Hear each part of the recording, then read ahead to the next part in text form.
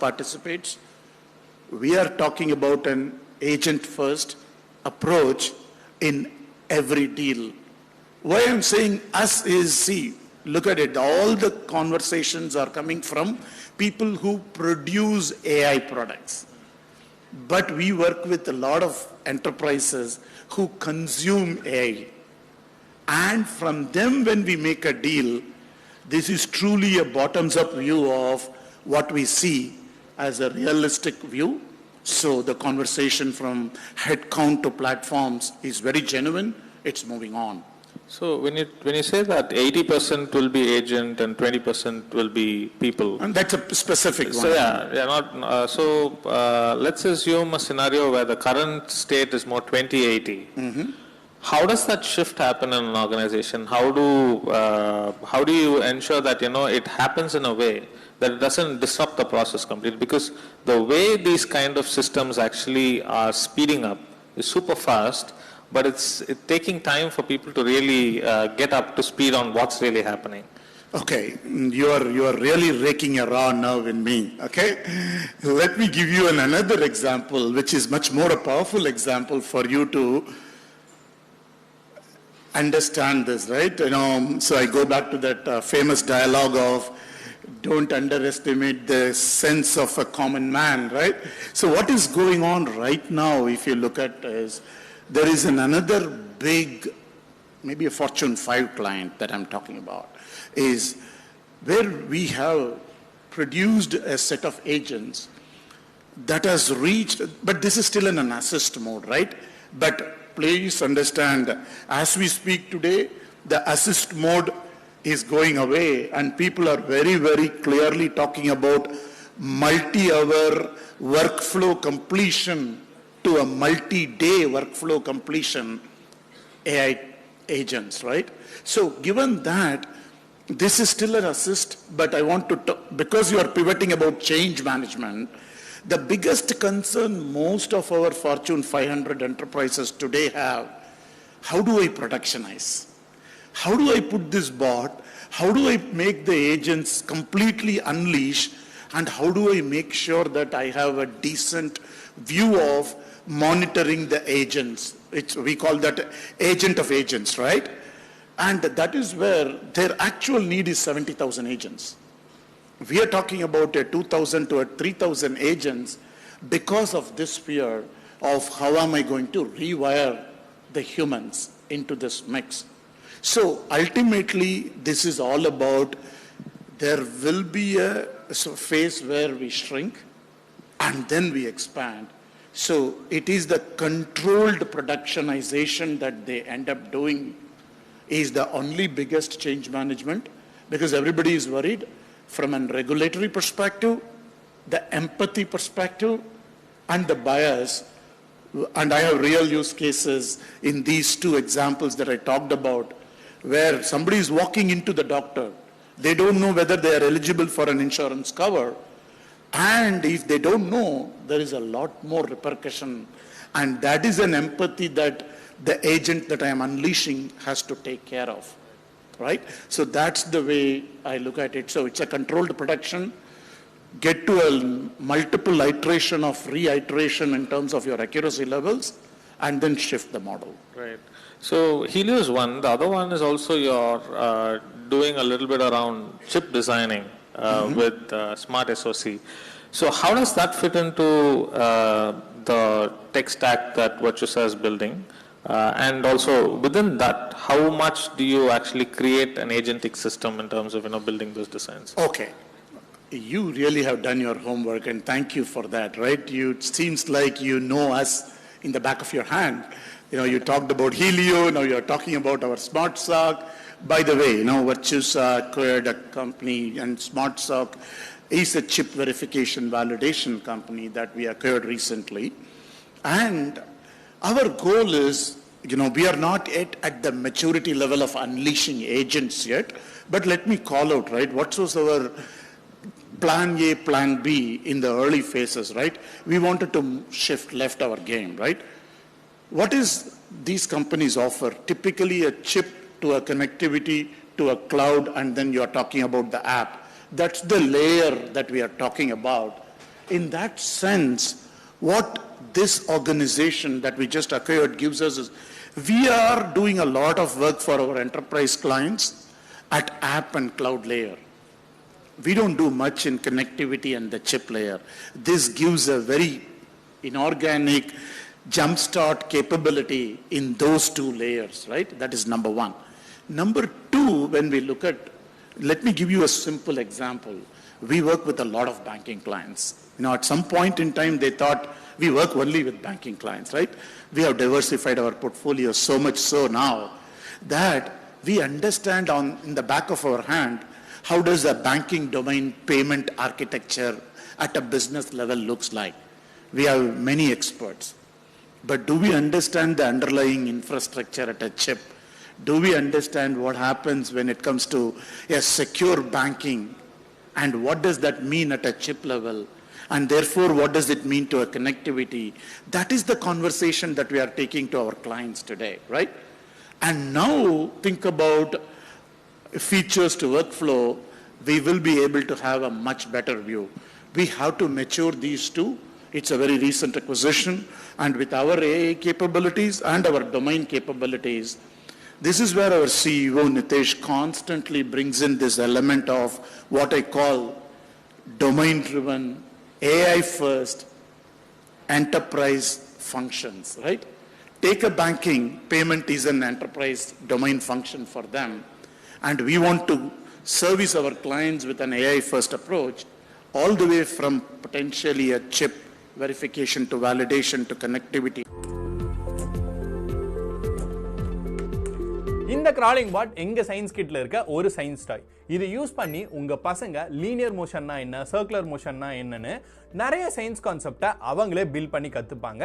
அது மட்டும் இல்லாம எங்களோட இந்த சயின்ஸ் கிட்ல இன்னொரு சர்ப்ரைஸ் எக்ஸ்பெரிமெண்ட்டும் உங்களுக்காக காத்துட்டு இருக்கு. இந்த கிட்டோட காஸ்ட் இப்போ ஆஃபர்ல 299 மட்டும் தான். இந்த காஸ்ட்டுக்கு உங்களுக்கு ஒரு சயின்ஸ் கிட், டாய், அதுக்கு பின்னாடி இருக்க சயின்ஸ், அது மட்டும் இல்லாம இன்னொரு சர்ப்ரைஸ் எக்ஸ்பெரிமெண்ட்னு நிறைய விஷயங்கள் கிடைக்க போகுது. இந்த எக்ஸ்பெரிமெண்ட் எல்லாத்தையுமே உங்க பசங்க கூட ஒரு 1-on-1 பர்சனலைஸ்டு செஷன் மூலமா எங்க ட்ரெயினர் உங்களுக்கு சொல்லி கொடுக்க போறாங்க. நீங்க இந்த ஒர்க் ஷாப்க்கு ரெஜிஸ்டர் பண்ண அப்புறம் இந்த கிட்ட உங்க வீட்டுக்கே நாங்க சென்ட் பண்ணிடுவோம். கிட்ட ரிசீவ் ஆன அப்புறம் உங்களோட ஃபிளெக்சிபிள் டைமிங்ல இந்த செஷனை நீங்க Simple question. What happens to a junior developer? Are they really gearing up for the next set of organizations that are going to have a lot of these agentic systems that are running and co-working alongside? Could you shed some light on that? So will the role be there at all? Like we were speaking about this earlier, yes. That should we have developer as a role itself, right? Okay. Oh, very good question. You are partly answering me as well, okay? So let me take this, right? No, these days, no conversations goes without this, right? And let me give you a couple of anecdotal conversations and then deep dive into it. And I'm assuming we are running okay on time. So let's look. Anthropic announced on the same day my teams were having a conversation with certain clients. And on that day, if you look at it, last week when the announcements came, it was more about SaaS platforms and how their licenses potentially has an impact on so on and so forth, right? Until that night, the clients were eating out of our hands saying that I need this developer on this particular SaaS platform. I need this SI work to be completed on this particular SaaS platform. I'm intentionally not naming the platforms, okay? And the next day morning, we have prepared an extremely well-articulated mechanism of how we are going to help the customer. The customer comes into the meeting. Well, keep your slides away, keep your conversations. Forget what I said yesterday to you. I don't want any developers in this SaaS platform anymore. We were asking, look, we all understand something has happened last night, but which side of the bed that you did wake up today, right? That was the conversation that we had with this client, very much, right? So let me take a step back. Where are we, right? As an organization, let me tell you, we have a very strong R&D department. We considered ourselves in the mid-segment tech services player who constantly punches over the weight, right? But our R&D is very powerful. And one of the things that we were thinking is, I'm talking about a conversation a year back, right? A conversation a year back, I'll come to the developers very quickly, but you have to understand, we are all thinking very wrongly. One of our experts is right here in the audience today, but we are all thinking the whole business model not in a good way. You have to think of a banking in a box. You have to think of insurance in a box. And that's what dawned on us last week, right? Legal in a box happened. And everybody is like running around saying, oh, an invisible line has been broken. But the point of the matter is, on the business side, on the enterprise function level, a huge tectonic shift is happening. Whereas what I see on the software development, product development life cycle, 1 year back our conversation was, how will it look like 5 years from now a Java developer will look like? And I'm going to have a very candid moments from that 1 year back conversation, which is becoming somewhat real today, right? Number one, if there are any young talent in this audience, don't be afraid, right?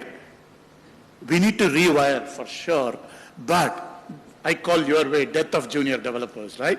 See, the problem statement is a Java developer. Today we are in a transitionary phase, right? I call this transitionary phase more like, some of us know we don't go in front of a television or we don't go in front of a smart fridge and then start swiping there, right? We only do it with our smartphones. But some of the kids today, they constantly keep going and swiping in front of a refrigerator or a television set, right?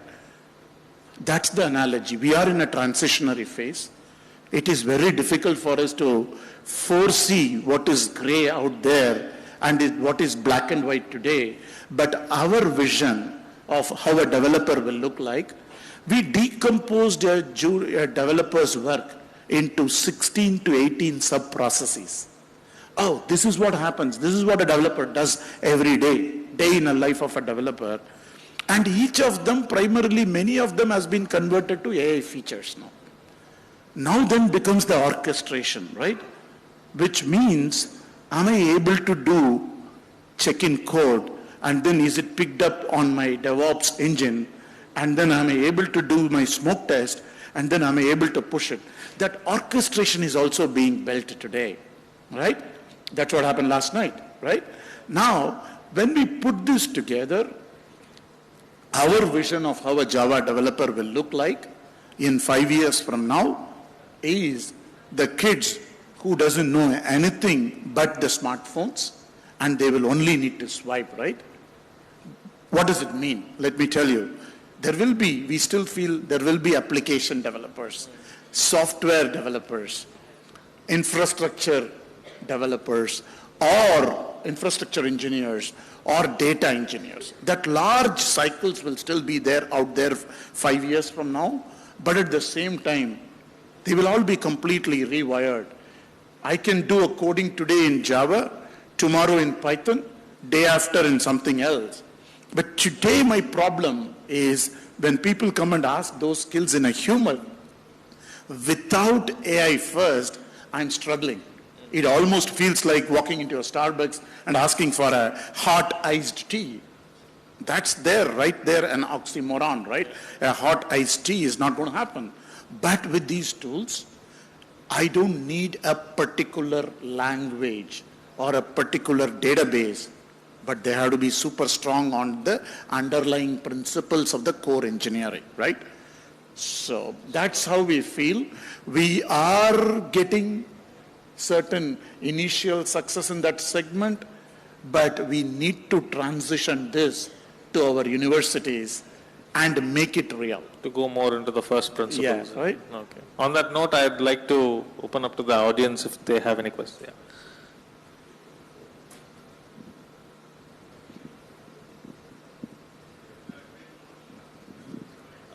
Your mic's...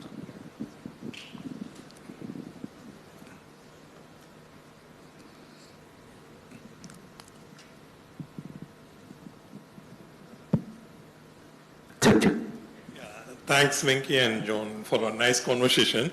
I do have a question. It's also related to one of the points you raised, right? For the services industry, the challenges we see is, it's already evident with Dario and even Elon saying there is going to be an impact on the, software developers or development engineers.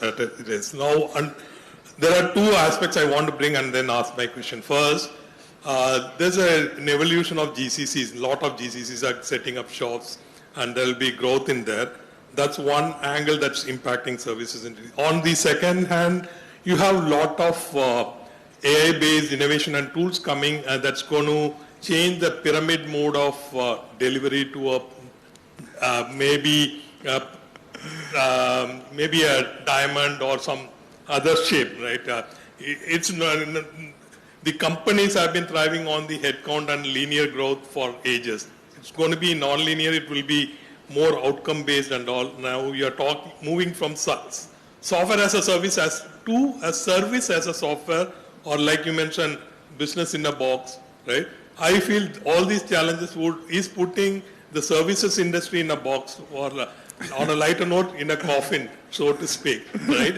So what is the strategy for a services company? You also mentioned there are companies coming up with wrapper on top of the underlying business models and all, right? And what if someone does what Anthropic did, or what OpenAI is doing with coming up with consulting model and something in a smaller device that can do a lot of things, right? He also brought in Jonathan Ivey. The challenge I see is organizations are cannibalizing its own revenue, and also services industry is at super high risk, and India is primarily thriving on services. So what is, as a leader, what's your take on it? So, see, first, again, thank you, right? I'm not going to sleep for the next week because of your question, but, right, let me give you some background, right? I think there is, as I told you in my opening comment, there are some very strong antithesis is also coming out there. Go back to a long time ago when Salesforce started. Their mantra was, you don't need a developer. But with that, the number of developer community that increased is extremely multifold multiplier effect, right? That's what happened in multiple times when some of the very powerful platforms that shaped up our industry, right? We have to keep that on one side of the balance, right? The second one I want to let you know is, look, what markets are we serving? What segmentation of the clients that we are serving also equally matters. Very large enterprises, there are two important problems. I was talking to a CXO in Middle East, right? They made a very surpassing comment to me. Look, it's going to take another 2 years for me to even set my AI foundation infrastructure. Leave alone, because everybody moved to a cloud infrastructure. Now, AI first infrastructure movement, readiness, and being there at a foundational infrastructure level to get you that level of a compute, either in the CPU form, GPU form, whatever, is going to take some time, right? On top of it, we all need to now rewire business processes in terms of AI ready. And for a small and medium businesses, they may start new products with the new model, and existing ones they may throw away if they are too small in their P&L books, and they can move on to the new bandwagon. Large enterprises, it's not that easy, and you have to unravel your business process to make it AI first. So I talked about infrastructure, I talked about the business process, then your new models will sit on top. So we are not yet in the coffin. I am assuring you all, we are definitely not in the coffin.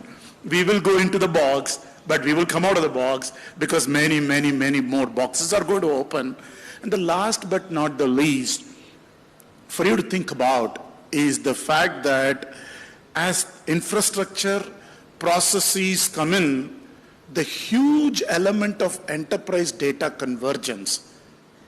Without enterprise data converging, how much ever, that is your proprietary context for your business, and that proprietary context has to lead everything else, the generic AI engines can solve for you. And that is not very easy, even if I have to take the first Fortune 500 enterprises. So if I put A plus B plus C, infra, business process reengineering, and the enterprise data convergence, we are absolutely not in the coffin, and we will surface back, in my opinion, with much more to do. And it's here to stay. We need to rewire. Yeah, so our theme is resilience, so we might also be anti-fragile. We don't know. It's a little better than resilience. Yeah. On that note, thank you so much, Venki, for your time. Thank you so much. I appreciate all you. Thank you for being with us today. Thank you very much.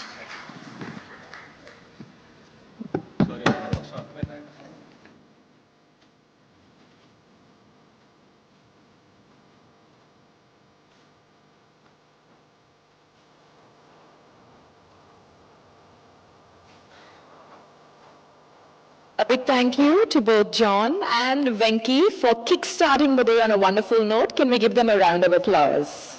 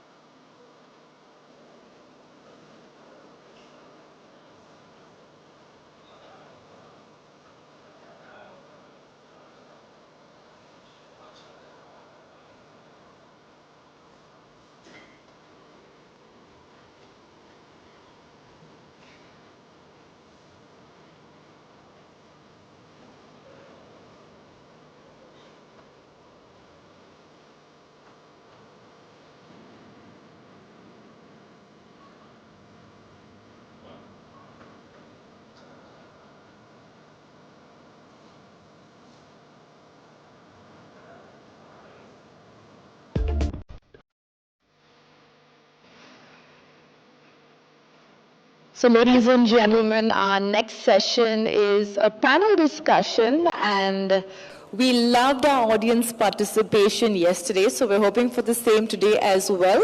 There will be time to take questions from the audience where you can get your one-on-one time with all of the industry experts that are gathered here under one roof.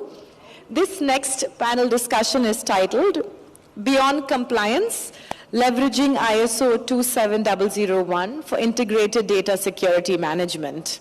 Let's welcome our panelists to take the stage, starting off with Mr. Balakumar, Head of IT at UCAL Limited. With over 25 years of driving enterprise-wide digital transformation across manufacturing and industrial domains, he brings deep strategic expertise to this conversation. As head of IT at UCAL Limited, he leads ERP modernization, cloud adoption, and cybersecurity with a clear focus on scalable, secure growth. Welcome, Mr. Balakumar. Thank you so much for joining us here today. We have with us Mr. Sivaramakrishnan, Senior Vice President, Information Security and CISO at M2P FinTech. He is known for building high-performing security teams and pragmatic governance models that align security outcomes with business growth. An active contributor to the security community, he regularly writes and speaks on fintech risk and the human dimensions of cybersecurity. Welcome, sir. Next, I'd like to invite on stage Mr. Ram, Global CIO and Head of Cybersecurity at Virtuosa. He is an industry veteran with 30-plus years of experience in digital transformation, ERP, cybersecurity, with deep hands-on experience in Gen AI and Agentic GI. He has been part of global organizations like Siemens, AIG, HCL, HP, etc., and also an active advisor to many startups. Welcome, sir. Rounding out the panel is Mr. Maharajan, Vice President IT and CISO at Navitas Life Sciences. He is leading global IT operations, cybersecurity strategy, and cloud modernization. With over 2 decades of experience, he specializes in building secure, compliant, and resilient technology environments, and he has led large-scale transformation and security maturity initiatives across global enterprises. Welcome to our panelists. So when I said we had some big wigs here on... Spotlight shine bright all on me. Got the internet talking like, who is she? Whole world watching their Chief Technology Officer, The Hindu. Can we give him a big hand? Mr. Suresh is no stranger to panels like these, so over to you.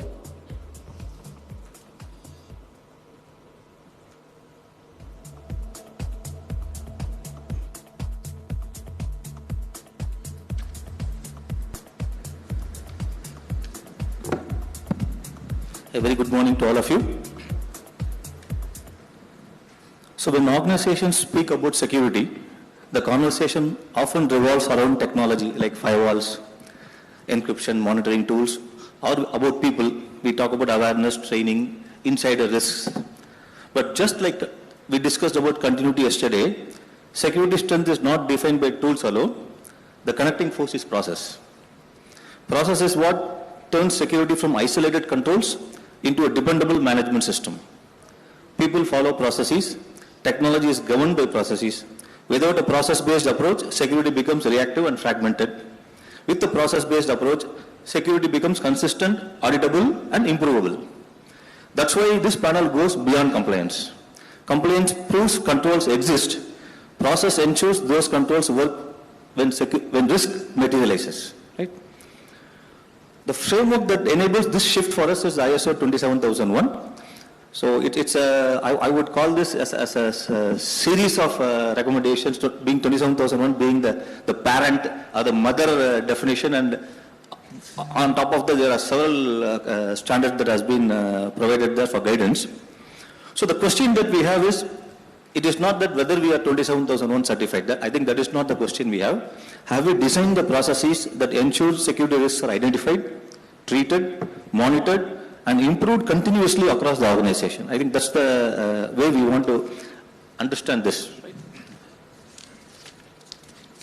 So with this background, Shiva, the first question to you is, how to shift organizational mindset from checking compliance boxes, which are isolated, to a structured working security framework? I think the first question itself, Suresh, you hit the bullseye. So the point is, in many places, ISO 27001 is seen as that I need that certification to do my business, rather than looking into whether it is looking into my portfolio. That is the biggest one.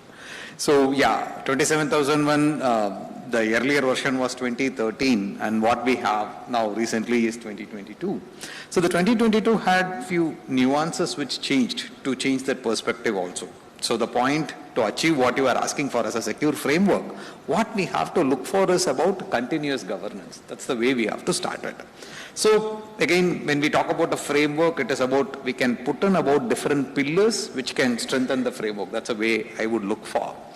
So first and foremost, instead of looking into it as I think the right word to put it in is like, make it as a trend. So reporting the trend rather than reporting that event, which is about, are we patching, yes or no? Instead of that, mention that as per SLA, what is the percentage of patching I am completing, which can be one. Or MTTR, instead of just telling that mean time to respond, I am doing within SLA, mention that how much I have reduced that MTTR. So that's the way I will look for. So which is basically the first pillar. We will talk about it as a trend. We will see. Then the next pillar, if we have to talk about your statement of applicability, which is SOA, which we talk in. So SOA is always seen as what is all the controls I have put in place, what are the controls I excluded, and on the how do I implement that control, and what is the percentage of coverage in the control. This is what is usually seen as SOA, and it is not touched. Once in a year only you touch it. But the SOA is basically a contract between the risk team. Now, I'm not even saying information security team, right? Risk team and the engineering team. So look at it as a live backlog. So any changes happening, anything which you are doing in the infrastructure, platform, whatever you are changing, have it as a backlog. Then you know what is getting covered and what is not getting covered. Number two. Then number three comes about, control owners, that's the right keyword we use it, right? Like control owners, it's not, though ISO 27001 would be driven by IS team, risk team, there are different owners for it. For example, if employee is exiting on the same day of the remove, it as a HR control. Class 9.1 talks about continuous monitoring, which is a platform control. So we have to look for those control owners to own it so that we will be able to take it. That is the third pillar. Then fourth pillar, if you want to do this continuously, then you have to use automation for sure, right? So, I mean, I'm not even touching AI. Even before that, the automation comes in close. So, infrastructure as a code, policy as a code, we can put it all of them. Then we can look into how far we are getting into it. The last one is about the class 9.3. So the class 9.3 is about management decision. So every quarter you run a management review. At that time, there should be decision made. It is not like governance, I tell that, okay, I will reach A, B and C. You say that I can make the decision on that, Suresh. So that is the way I will put it. So finally, if you have to put it all together, this is, I mean, different pillars. If you are going to put it together, it is not about I am secured today. It is about if I am deviating from that security control, how long will I take to identify it? I think that should be the way we measure it. Then it becomes continuous governance solution. That's the way I'll put it. I think you have compiled that in a very nice way, and I think that it has given a very good start for our whole panel discussion, because the whole theme is going to revolve around what you have spoken just now. So you spoke about trends, right? So Maharajan, to you, moment we say trends, no, the generally happen, okay, that there's a new security tool that has come, we want to implement this. There's a new software upgrade that has come. People started to go behind trends. But how does risk assessment drive security priorities instead of going behind trends? That's a good question, Suresh. Yeah. See, I always believe security priorities are driven by the business impact rather than any technology or new tools in the market where nobody go and pick it and start using it. No, we should focus on the business impact. So when you do the business impact analysis, like what you do is, basically you need to know what is going to happen or what go wrong to my business, or what kind of a likely risk is going to happen, or what kind of a impact is going to create on that particular business. If you identify these are the elements, okay, then you will be able to find out which is the high probability risk is going to happen, or high impact risk is going to be. So when you chart out these things very clearly, you will know that what kind of a technology need to be used rather than the new technologies available, should start using it. Don't go that. So these kind of exercise, how you can do is when you do the risk treatment or risk assessment model when you do it. So that's what I personally feel, that we should focus on the business impact rather than any new technology to implement for the security priorities. Yeah, I think you nicely said that business impact analysis is the key, and I want to take the cue from there to you, Bala. So when we talk about business impact analysis, we actually look at business processes and understand what the business processes are all about, right? So how do I embed security into operational processes like HR or procurement?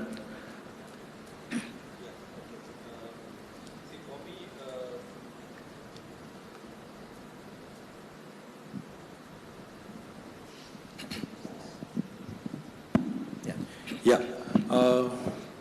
The three processes you are talking about, HR, operation and technology. So I can say about the people, process and technology in terms of it. Whereas HR deals with the human kind of thing, while onboarding itself or pre-onboard itself, they will be do the due diligence of the employees, how they have been behaving and what are the things they have to do, all the things they have been taken into consideration, not only on the onboarding, before onboarding, while doing the life cycle of the employee life cycle also, every stage it will be incorporated. Even any employee who doesn't have any security awareness also, they should go through some security training process once in a year. That is one of the key objective in ISO 27001. That's one of the key point which is coming up. And also when it comes the process means I can talk about the vendor inclusions kind of thing.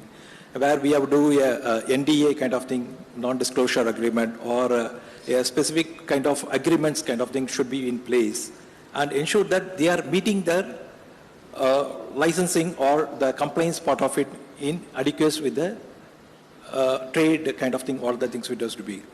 The third thing, technology. When it comes to technology, we will do our change management process. Whenever we are doing a change management, are we doing in a test environment kind of things? And what are the procedures we are going to adapt it? If good, how we have to move it to, who has to approve and what needs to be done and all things. If there is a risk, what is a rollback procedure that has been documented and whether it has been followed or not, all the things has to be taken into considerations. So I can see about the people, process and technology, all the three has been linked together in ISO 27001 with the latest 2022 editions. Each will have a major role kind of things and each has been well defined in the defined clauses kind of things. That's good. So, Ram, to you, I specifically kept this question to you because the size of organization that you are running, right?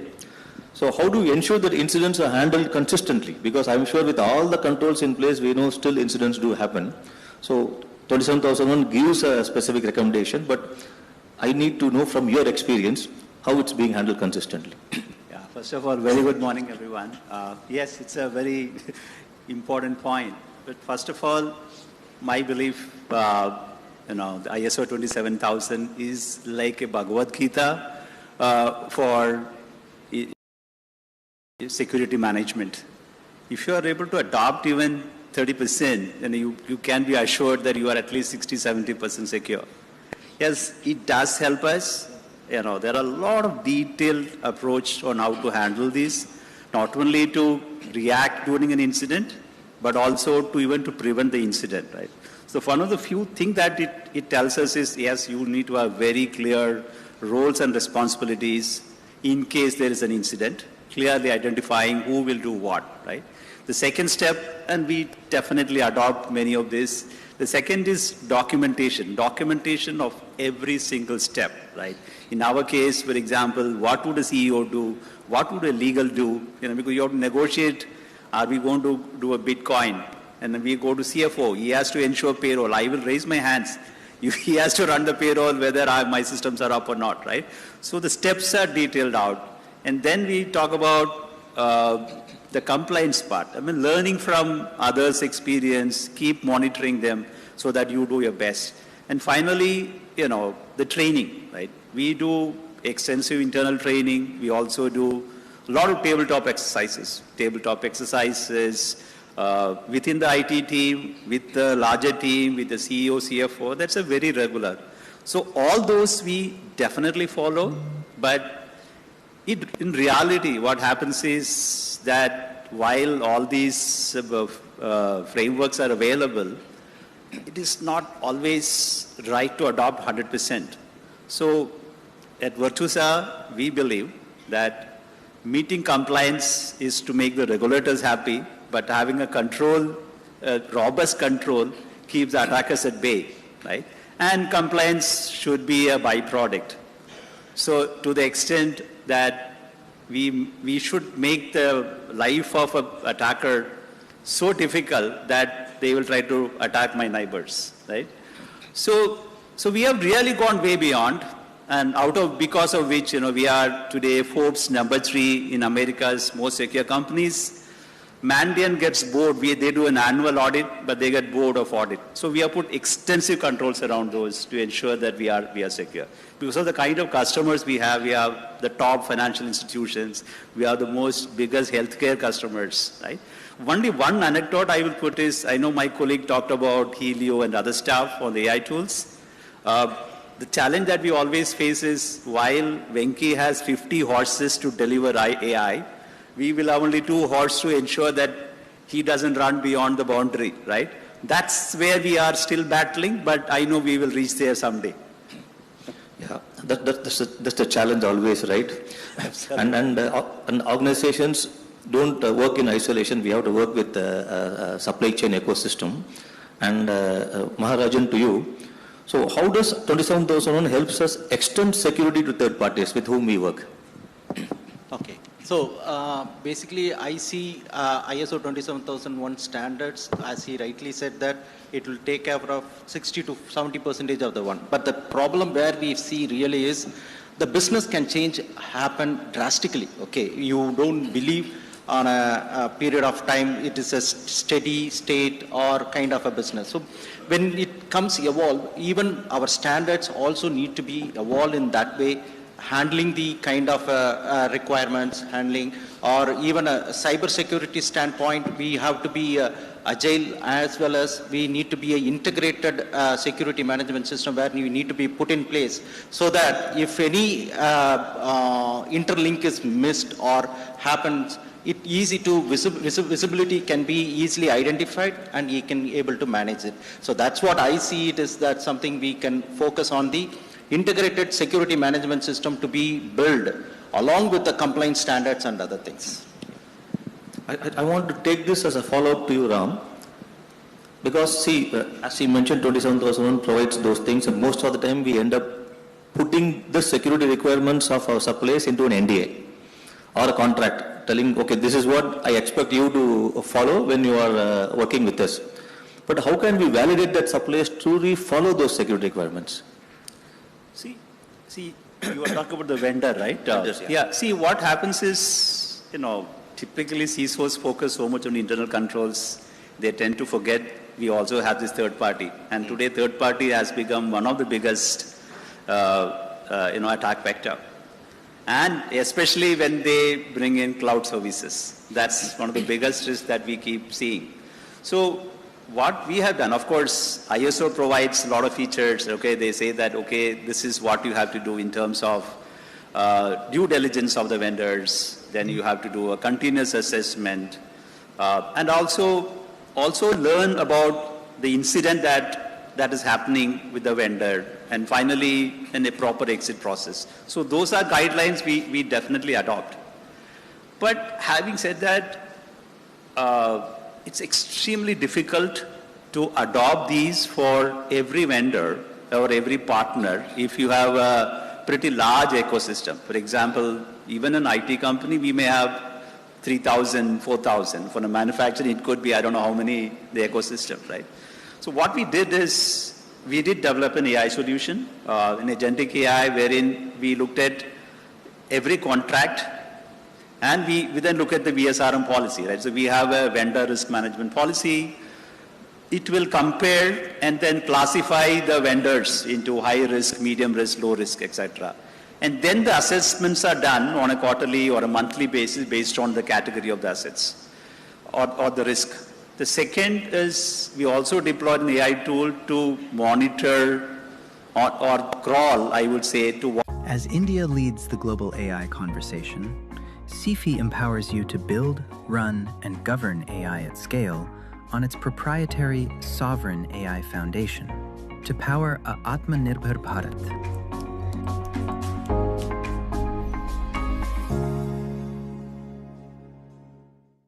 We react to stopping that vendor or understanding what patches have to be updated. The third AI we have built again is to offboarding. This is one of the biggest risks. One day my auditors came, EY is our auditor, they said there are so many to be offboarded, they are still accessing your tools or they have been given so much of data. So again we built an AI wherein anyway it was reading the contract, right?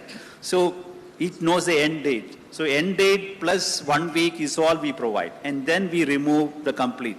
At times there are risks involved because sometimes some people delay signing the vendors and therefore extending the vendors, so they will say bring them on, so we have to do the entire onboarding.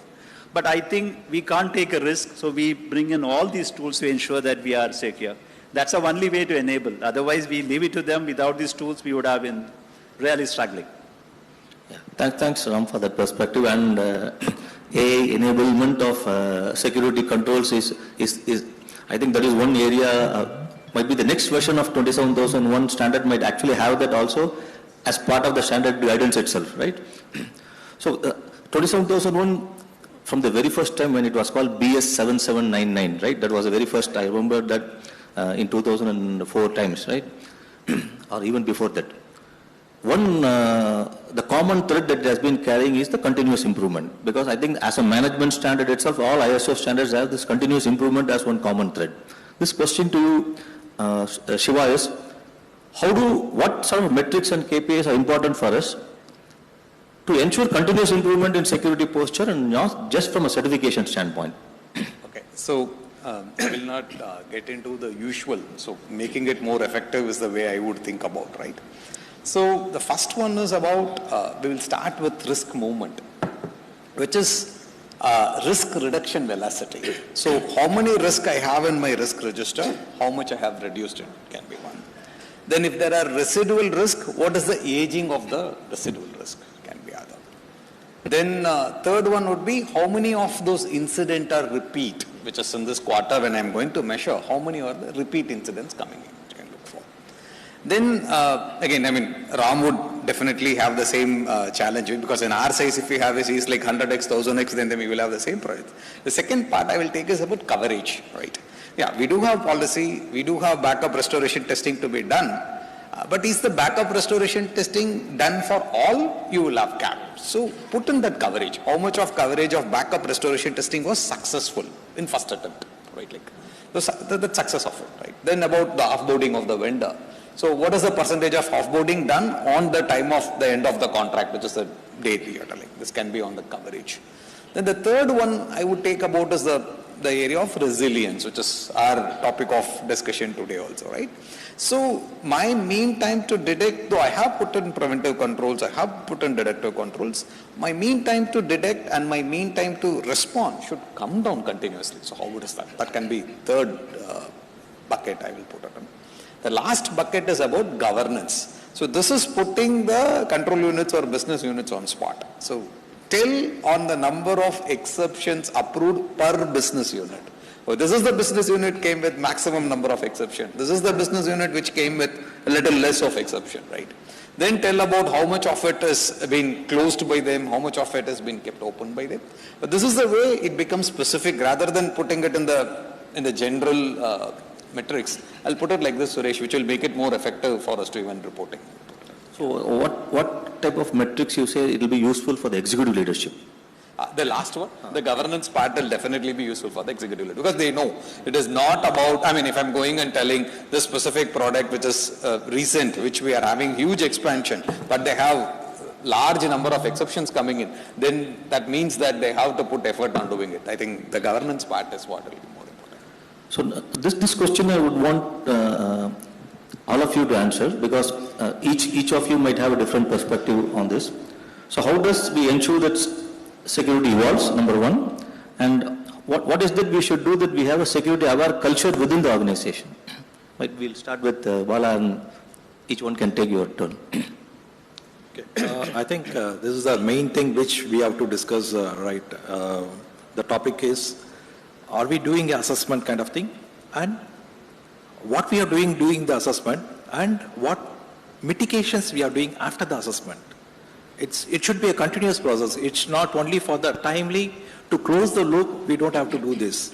We have to do the assessment, reassessment, and document this process in such a way that we have to follow up and understand the root causes of each of the thing and learn from the thing and re-implement the process. So probably from the manufacturing side, I can say talk about the PDCA cycle, plan, do, check, and action kind of thing. So it directly involves in this security process also, right? We have to reassess every point in time because of due to volatile changes like the business changes or new introductions of policies or procedures or any change within the organization also will get impacted of this. So just like that, we don't have to do for one time. We have to do this as a cycle. Learn, unlearn, and relearn. It's a continuous process which I want to highlight it over here.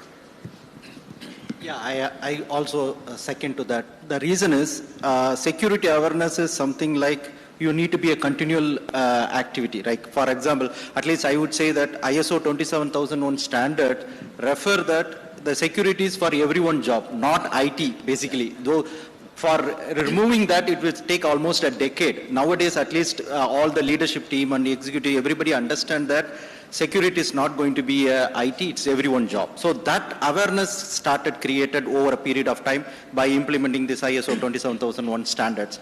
Along with that, as he rightly said, that the continual improvement is something where you don't see in only a technology side as well. It is something like the process side as well, where when you do, I comes from the life science industry, where we were being providing a service to the pharma and drug manufacturing company, where they feel that patient data and PHI, PA data is very critical.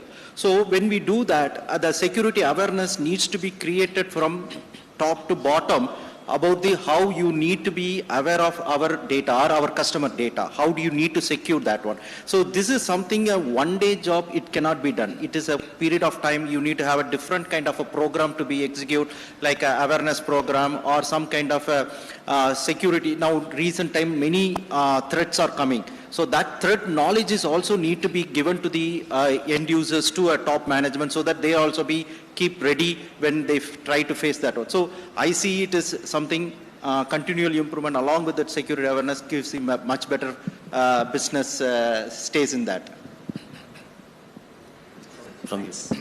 See, well, security culture, to be honest, you know, my colleague Venki was there, and he comes from Cognizant, I come from HCL, right, before we joined Virtusa. We used to discuss what's a culture, right? Does the company have a culture? Is this the right culture? It's always difficult. So to be honest, culture is not something of a trait, it is inborn. So the employees need a lot of training, a lot of coaching, a lot of cajoling, and also a lot of disciplining as well, right? To bring about a culture. And mind you, to become a good security culture, it's even more difficult. So plenty of disciplinary action have to be done. So yes, we have really gone way beyond in terms of the standard guidelines framework, you know, monthly training. We have this BEC, you know, vendor email threads, specific sessions for HR, finance, etc., etc. But what we also done is this, we do a monthly phishing simulation, and very interesting simulation. For example, you know, we put a phishing simulation that about a hike, especially when there is an increment due, right? So people catch it. And my team trapped me, so we did a major transformation just last week. We went live. I got a pop-up to say, hey, your migration is not complete, you want to check. I clicked, I fell prey. So then I had to go through, you know, including me, right? What also we have done is I have a CISO, I have a BISO, so we have really had to do, BISO focuses on everything contractual, like my colleague said. Anything to do with contractual compliance, they really focus on that, because employee grooming for that particular account is very different to a general security culture.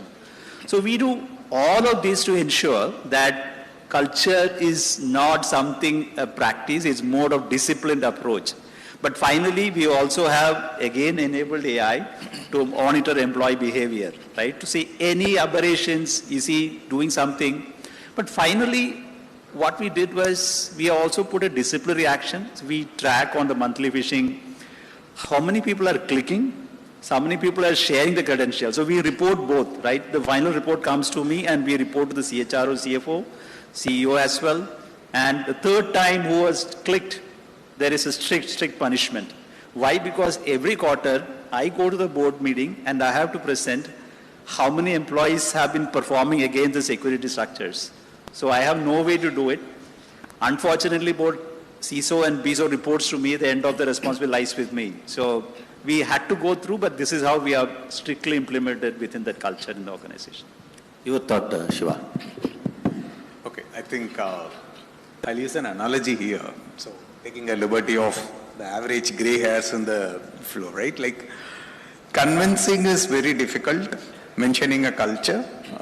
Fortunately, you would have kids who are in teen or who are already major, so you know how to convince them for something you want to happen. It's basically tell them why it will add value to what they are going to do, right? right? Like adding that value. So for individual teams, departments, we have to explain why this is important. So yeah, everyone's responsibility, because you use the word responsible, then nobody wants to do it, right? So I will put it differently.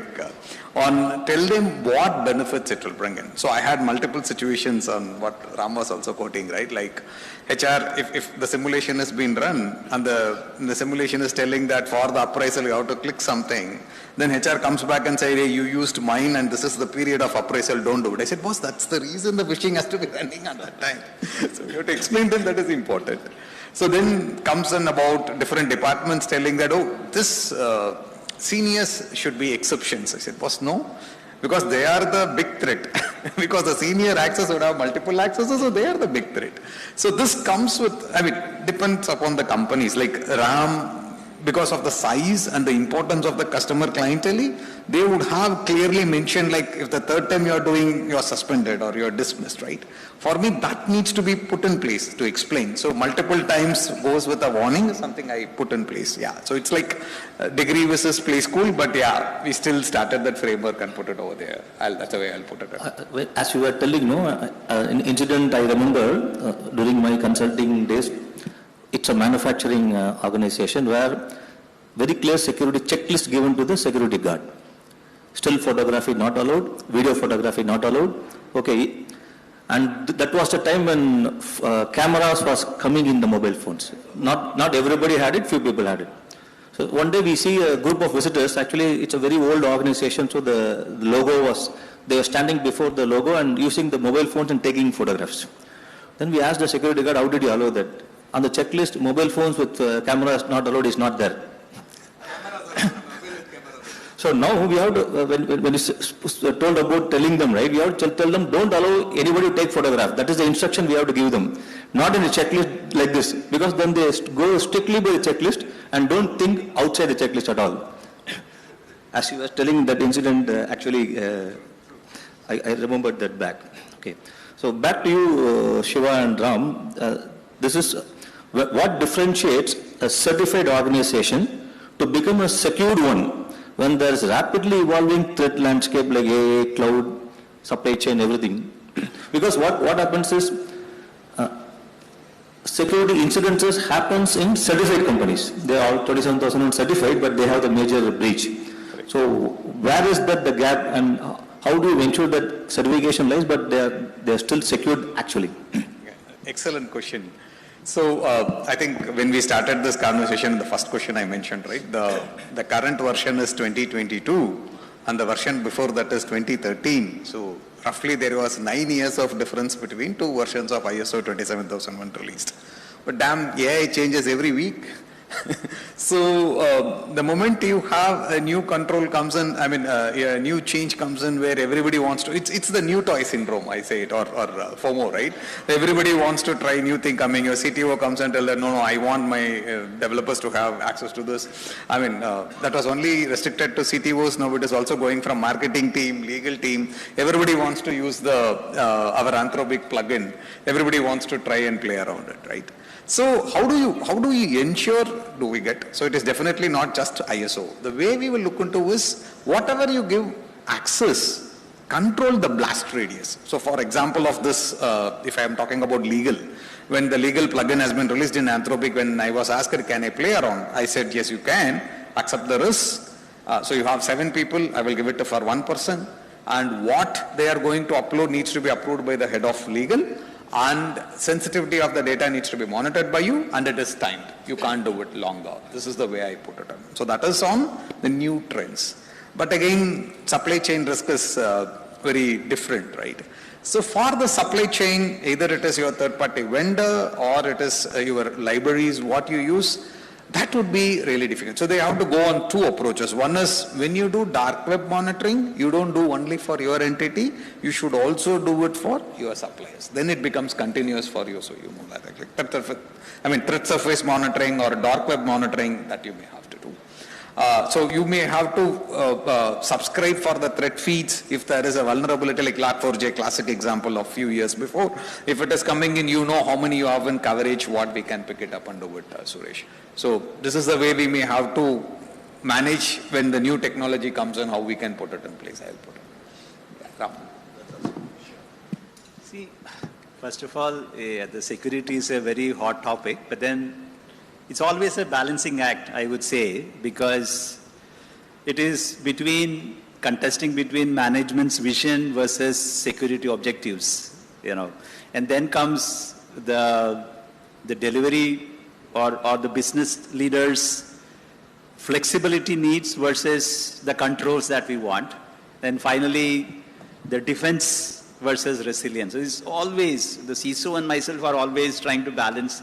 We normally think we are in the air, right? Coming to protecting, like I said, we do a lot of gamifications, etc. to keep, and it's a very nice gamification we do on a monthly basis as well.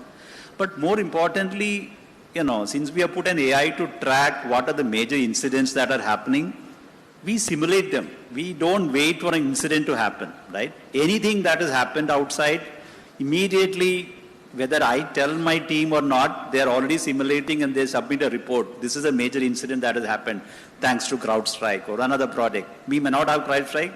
Unluckily, I have it now, but last year we didn't have. But we simulated a similar incident on what will happen in case we are prone. So that way we are very well protected. But having said that, do you think we are secure? Yes, we want to think we are secure, but the team has to be very, very flexible. In fact, roughly when this AI came, நான் சென்னையில் store லொக்கேஷனில் இருக்கிற the sleep கம்பெனியோட ஷோரூமை visit போயிட்டேன். Advanced to டெக்னாலஜியான patented smart grid டெக்னாலஜியை வச்சு அவங்களோட மெத்தை எல்லாத்தையும் ரெடி பண்ணியிருக்கேன். We didn't even know what AI was, right? So it was a humongous challenge. I would still say it is for us to keep up, right? One, to understand the AI narrative of the organization. Second is to upskill ourselves. And third, dismantle many of the controls that is there, which would have stopped them from running fast, right? And then also about giving lot of unimaginable exceptions. Right? And then finally now we are trying to, how do I mitigate those exceptions that we have given? Having done that, we are right now trying to integrate the AI-specific ISO 42001 into ISO 27001. But I still don't know when the journey is going to end, right? It's still a long journey for me. So I think then... Yeah, Suresh, please. Adding to Shiva's and Ram, since my end customer is next to me, so we will be putting a policy over the night and we will be doing it out. The next day morning, we will be getting thousands of exceptions. That's a real time actually we will be working on. So again, we have to redo the policies, or we have to take back the policy and sit with individual users, ask for what is the request, why they wanted, all the things we have to redo the entire process. See, we will be having this change process kind of thing and intimate to all the people kind of thing, but while coming for implementation, we have to take a 2-step back and again we have to redo the entire stuffs. I just want to add 2 more points, besides the AI, the geopolitical situations, right? So which again impacted how we are operating from the security aspect. The third was when a new leader comes in who is willing to take risk. Let's say CEO, Venki mentioned about Nitish, right? He's a risk taker. So anything comes into generating that new growth, new area, new offering, definitely we have to be very flexible. So we have to take all of this into consideration. So security team is always on their toes. So in fact, that was supposed to be my last question to all of you. But even might be slightly you answered, I want a formal answer where, how do you ensure security supports innovation rather than blocking it? Because I think this current era, or this day with the AI age, there's going to be lots of fight between someone who wants to do something when the security team is, as you said, they're blind, they don't know even what is actually happening. So how do we ensure that we support this innovation, but at the same time, as a security professional, we also have the responsibility to ensure the organization is secured. So how do we navigate these tough times? Probably it's easier for me as we are startup, we are Series D funded, still a startup, right? So the way I look into this is more about empathy, which you are distilling into your entire security team. Not just a leader to have empathy, but the entire team to have it, right? When the innovation come in, we are not blockers. It is always seen, specifically when financial sector, right? The CISOs or security guys are seen as police. Now here we are not police. We have to work together. In fact, we have to be in their shoes to try it. For example, the same AI coding, when it came, when the team started, I got at least 3 licenses to my team, where I asked them to develop our dashboard completely with AI. So then the application security team understand the challenge of the developer. So I was talking about, even Ram before starting this session, is about the human in the loop. Talking about that AI is generating hundreds and hundreds of lines. So if I'm saying human in the loop, everything is to be reviewed, probably you're not doing. Then what you have to review, we have to think through. So what all needs to be reviewed. So that we will know only when we do it. So the way I take it is, Suresh, I get my team to also do that work, understand it from their shoes, and then enable it. That's a way we can support innovation. Otherwise we become legacy, and it is not only security team is failing, right? The entire company is failing. That's where it has a difference. So that's the way we do it today. So yes, this clash is pretty regular, especially for us being the kind of customers and the AI services that we provide, right? So I remember some years back, we created a very detailed form, and we say, hey, this BU head has to sign off. And when he reads that, he knows his job is at threat, so he will not sign off. So we used to push back. But those days are gone, because the market, we have to be really aggressive. We have to be at the forefront. So now we have inclined to, allow a lot of things, exceptions, but then keep correcting how to mitigate that. But the new challenges come. For example, Venki mentioned about smart stock, right? Now, this is a chip engineering. In an industry, we have not heard of such a thing. So again, I have to learn, my CISOs have to learn about that industry. If I bring in my controls on top, for example, any acquisition that we do, we try to put our image, which means a lot of controls. These companies have a lot of freedom because they have literally admin rights on their machine, right? So even that itself becomes a challenge. So I think in the last 2-3 years, we have acquired 7-8 companies, and now, or more in fact. But this challenge continues. But then how we operate is, okay, allow it for some time, 2 months, it's a risk. But then we flag it right up to the board that these are risks that we take, and then slowly bring in the controls in place.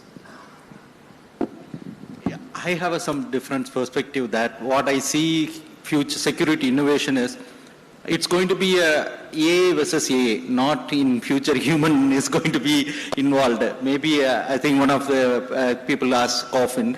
No, it's not. We will be having a CISO bot. Yeah, CISO. No, even that virtual CISO is already comes. Yeah. So I see the security innovation is something we need to go along with that new technology, how it is happening, the AI. Nowadays, L1 kind of incidents has been managed by AI, many of the company, and most of the company focus in that direction. But still, you need the human intervention is something like some kind of decision making is still with them. How the decision making is happening is need to be having a kind of an innovation way of doing it, kind of a thing. Because we as comes from the life science company and we protect all patients' data. So we need to have a multiple level of security innovation. So we need to provide a lot of innovation ideas to the people how they have to secure the data and other areas. So one of the things which when we go on with this, we do a lot of assessment, vendor qualification assessment or vendor periodical security assessment kind of thing. So when you do every time, you will find some new way to identify, new threats would have been identified, new way to handling that one. So that gives a lot of lesson learned to my team. That way they can increase their innovation in that handle. That's what I think. For me, I'm from the manufacturing background. In manufacturing itself, there are different types of business which we are handling. Mechanical, electronics, as well as aerospace also we are doing it. So the primary security objective should drive from the business kind of thing, rather than one stand which fits for all the people. It will not be there. Even for one organization, we have to speak about what is the record for the specific group, a specific kind of thing which we have to do. I think the ISO 27001 comprises all this requirement kind of thing in a nutshell kind of things.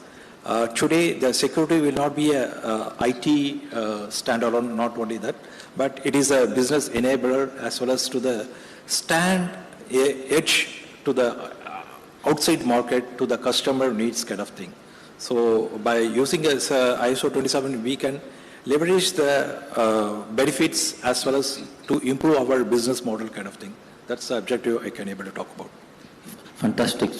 So I'm looking at a new position coming up called Chief Bot Mediator in the future, who will mediate between a developer bot and a CISO bot. That will be the human in the loop work that we'll be having. Okay. So thanks for all the wisdom that you have brought to the table today. I think we have some time for any questions from the audience.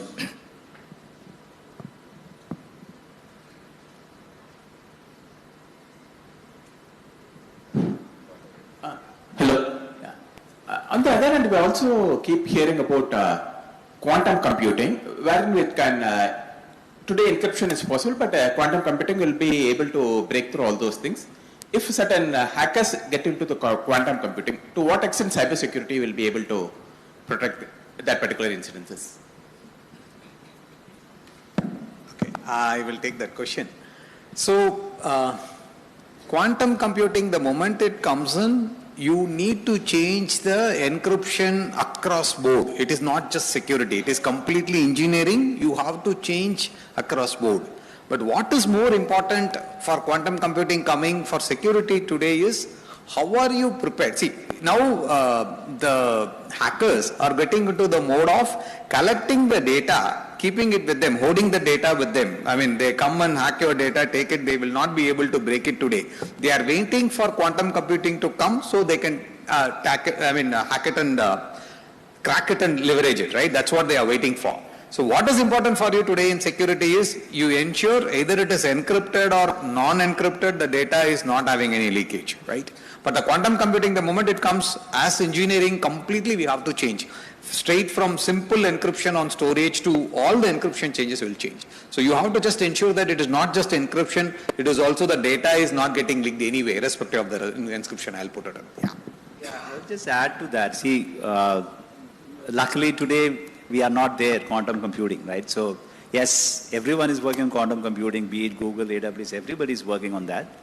It's a matter of time. In fact, the American government has said by 2030 it will come, so you need to have a solution. So we have been working with many of our US customers because they are already flagged us, this is a need. So we started with a white paper, and then now we have given a blueprint on what all things to do. They are all shocked. They said this is not possible to do because it's not only your internal codes, passwords, etc. that you need to look at, your entire ecosystem, right? Because there are third-party products. You have SaaS products. In fact, I'll tell you, even Microsoft doesn't have a solution for a product which is already launched. So it's that bad. So we are chasing them. Hey, you have not even fixed what is the issues today. Others have changed. So when the quantum computing comes, it's going to be chaotic. But then I would say there are a lot more business for people like us in this industry, how we are looking at it. I think we can take one more question because time's up, and later you can discuss with them offside. Hi, Suresh and team. Hi, fantastic insights. Thank you. Just a question and more related to cyber insurance, because this is something that the ISO 27000 and the practices pretty much helps you with a lot of visibility and negotiation power. Any examples or best practices that you could share with us? Yeah, I'm more than happy because just last week I got an accolade from the board. Because see, what we do, like I said, we are already rated as Forbes number 3 in America's most secure companies. Bitside score is always an all-time high for the last 2.5 years. Security scorecard is almost 100, almost 3 years. EY does an audit pretty regularly. So what happens is, whenever we go to a negotiation, today the cyber insurance have become very, very smart. They don't look at your turnover. They look at the risk, right? So they have empaneled, for example, the insurance that we have today, they have empaneled cybersecurity experts who actually, how do they know how good it is? So they have looked at all these scores, right? Because these things monitor 24/7. The interesting thing is, while my coverage has gone up because the kind of client we onboard, this thing has dipped. by at least 18% from last year. The insurance has dipped for me. Purely because they come and do the audit, they see themselves, right? You know the security scorecard, etc. is visible to anyone who wants to see. It doesn't need to my inputs for them. I would say this is how to rigidly follow. Don't wait for an insurance or an incident to happen. If you can ramp up all the security measures, yes, you might be a bad boy. I know some of my Virtusians may not like what we do, right? It kind of stops them. But then that's where we are today. That has helped us to really reduce the insurance. While the premium has come down, I was able to jack up the value of the coverage today. No, addition to that, today cyber insurance providers are not coming with the questionnaires.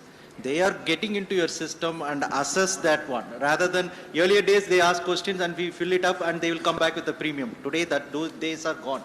They are coming with, they are deploying their people to assess our environment and then they come back the solution. Yeah. There should be some due diligence should be happen from both the sides. We have to do our own risk assessment as well as they will be doing and comparing both the things, and we have to entrust what will be the risk score jointly. Then only we have to go for this cyber insurance kind of thing, which will have a meaningful outcome. Thank you all for your wisdom today, and thanks.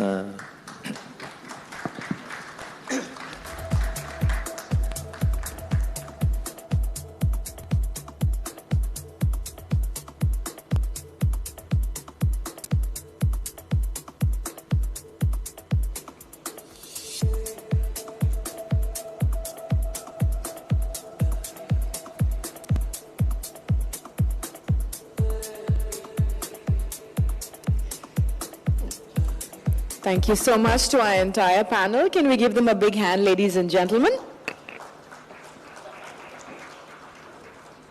We'll now dive right into our next session, which will also be a panel discussion. This one is titled AI, Academia and Resilience, Building Institution and Talent for an Uncertain Future. I'd like to welcome our panelists to take the stage. We have with us Dr. Sandhya Pentareddy, Executive Director, Velo Institute of Technology. With over 30 years of experience spanning global technology leadership and higher education administration, she brings a rare blend of industry and academia to the table. Having led large-scale product and engineering teams at organizations such as Walmart, Intuit, and Yodlee, she now plays a pivotal role in shaping institutional growth and innovation at VIT. Welcome, Dr. Sandhya. Next on stage, I'd like to welcome Mr. Jagdish Ramaswamy, Board of Advisors and Advisor at Digital Transformation, Jayam SCM Consultants Private Limited. With over 3 decades of driving large-scale organizational change across industry and the social sector, he brings deep expertise in business excellence and digital transformation. Welcome, sir. Next, I'd like to welcome Dr. V. Kumarasamy, author and independent consultant with over 4 decades of experience spanning manufacturing, finance, consulting, and international business. He is a respected industry and policy expert, and he is alumnus of IIM Ahmedabad and has served on multiple corporate boards and is widely recognized for his work on economic policy, trade, and growth. Welcome, sir. We'd like to welcome you on stage.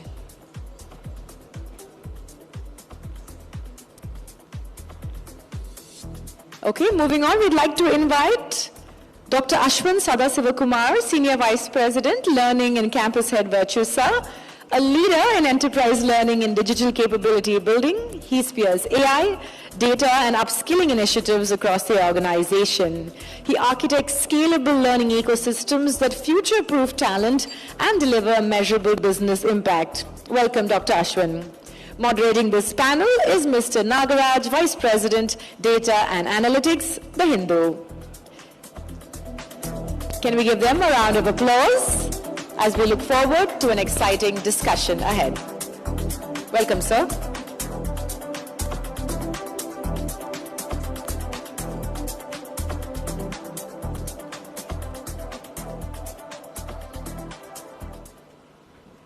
Do you know what's the future of cloud computing?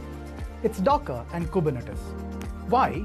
Because technology is continuously evolving and businesses are shifting towards cloud-based solutions and containerization is the most popular method of doing so. And guess what? You can learn the basics of Docker and Kubernetes for free. Attend Scala's masterclass on fundamentals of Docker and Kubernetes to learn the concepts of containerization and the most popular commands. By the end of the session, you will be able to build your first Docker file from scratch. So without further ado, click on the link below to register.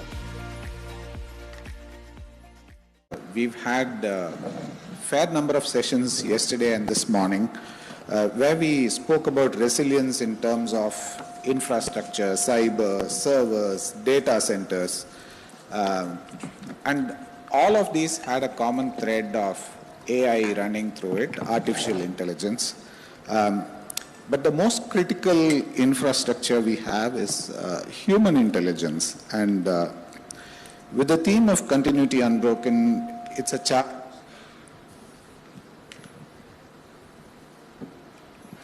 challenge that we ask ourselves. Is the chain of knowledge transfer safe? So the education and the academia is the place where we learn things, we learn how to build systems, we learn how to build artificial intelligence systems, and we are now at a place where we need to relook at how we develop human intelligence in this age of artificial intelligence. Dr. Sandhya, when we spoke about this session, you argued that an institution's role is much larger than just providing entry-level workers. It's much more than placements. In an age where information is free and AI is ubiquitous, how do you define relevance? What is the unique value a university provides today that a subscription to a ChatGPT or a Gemini won't? It's a pleasure to be here. Good morning, everybody, or rather good afternoon. Yeah, that's a very interesting question, and I think need of the hour. We produce more than knowledgeable workforce for the industry. We produce intelligent, empathetic, adaptable human beings that can face the future, whatever the future has to throw at them, as best as they can, and also shape the future society. So I think the value of university education is more than a course you can learn online. Knowledge is just a part of what we do. The imparting of knowledge is what, is just a small part of what we do in a high-end university. I always say that people learn only 40% or less in a classroom. What they learn most is outside the classroom. When they interact with the students, other students, through peer learning, and when they interact with the professors, when they meet the industrialists that visit the campus, the scientists, and they collaborate with the society. Sometimes the society brings us problems to solve, and the students get real-life exposure to that kind of problem statements and being part of the solutions. So in short, we actually prepare our students by strengthening their brain muscles and making them adaptable. And we teach them how to learn continuously. And actually, there's a little more. This is all centered around learning, but the high-end universities also do a few more things. We do research and development. Research is the backbone of the country, especially in a society that is fast advancing technologically. We need to do a lot more in research. And we provide that research bandwidth to the country. And we also encourage entrepreneurship by providing entrepreneurship development cells, incubation cells, where students and others can try their ideas out and they can get like-minded people, they can bring the like-minded people to come together and experiment in our labs and so on. So building capability is one of our things, and the other is research and development. And we are a field that collaborates with international and industry. So that is very powerful when we do those kind of, we are the bridges to the other countries in a manner of speaking. And I mentioned entrepreneurship, and we provide a lot of services directly and indirectly to the surrounding communities. We understand the rural areas better. We understand the urban areas better. We look into problems that rural areas are facing and the challenges that urban areas would be facing in the future. So we're always looking out for solutions for the future society. Thank you. Thank you. What you said resonated with me particularly around two things. One was around during the pandemic, when children couldn't go to school or students couldn't go to universities for about a year and a half. There was definitely the sense that they had lost out on something. They had lost out on the personal connections, the social connections, the networking, and just the ability to face the real world head on. And that contrasts with very recent incidents of children taking on AI chatbots as their friends, guides and counselors, right? So that's certainly a very important aspect of it. Mr. Jagdish, would you like to add to what a university does for children and students? Yeah, good afternoon. I want to take a little bit step back than what she said. And I come from a background where, as a part of Azim Premji Foundation, I worked in the schools in terms of looking at how children are getting trained, what is the curriculum, and then for the last 2.5 years, I've been engaging with colleges on how do they prepare the student for the digital age. What is the leadership quality for a digital age? So my inputs that I'm giving is based on my ground level experience of talking to these children. And I also tell you the difference between currently what we have in India versus what you see, let's say in the US or somewhere else, in terms of how we develop the capability of a student. So for us today, unfortunately, we are still very focused on getting the certificate, that is a degree. I mean, we just spoke in the previous panel about 27,000 as a certificate versus 27,000 as an intent for doing something good.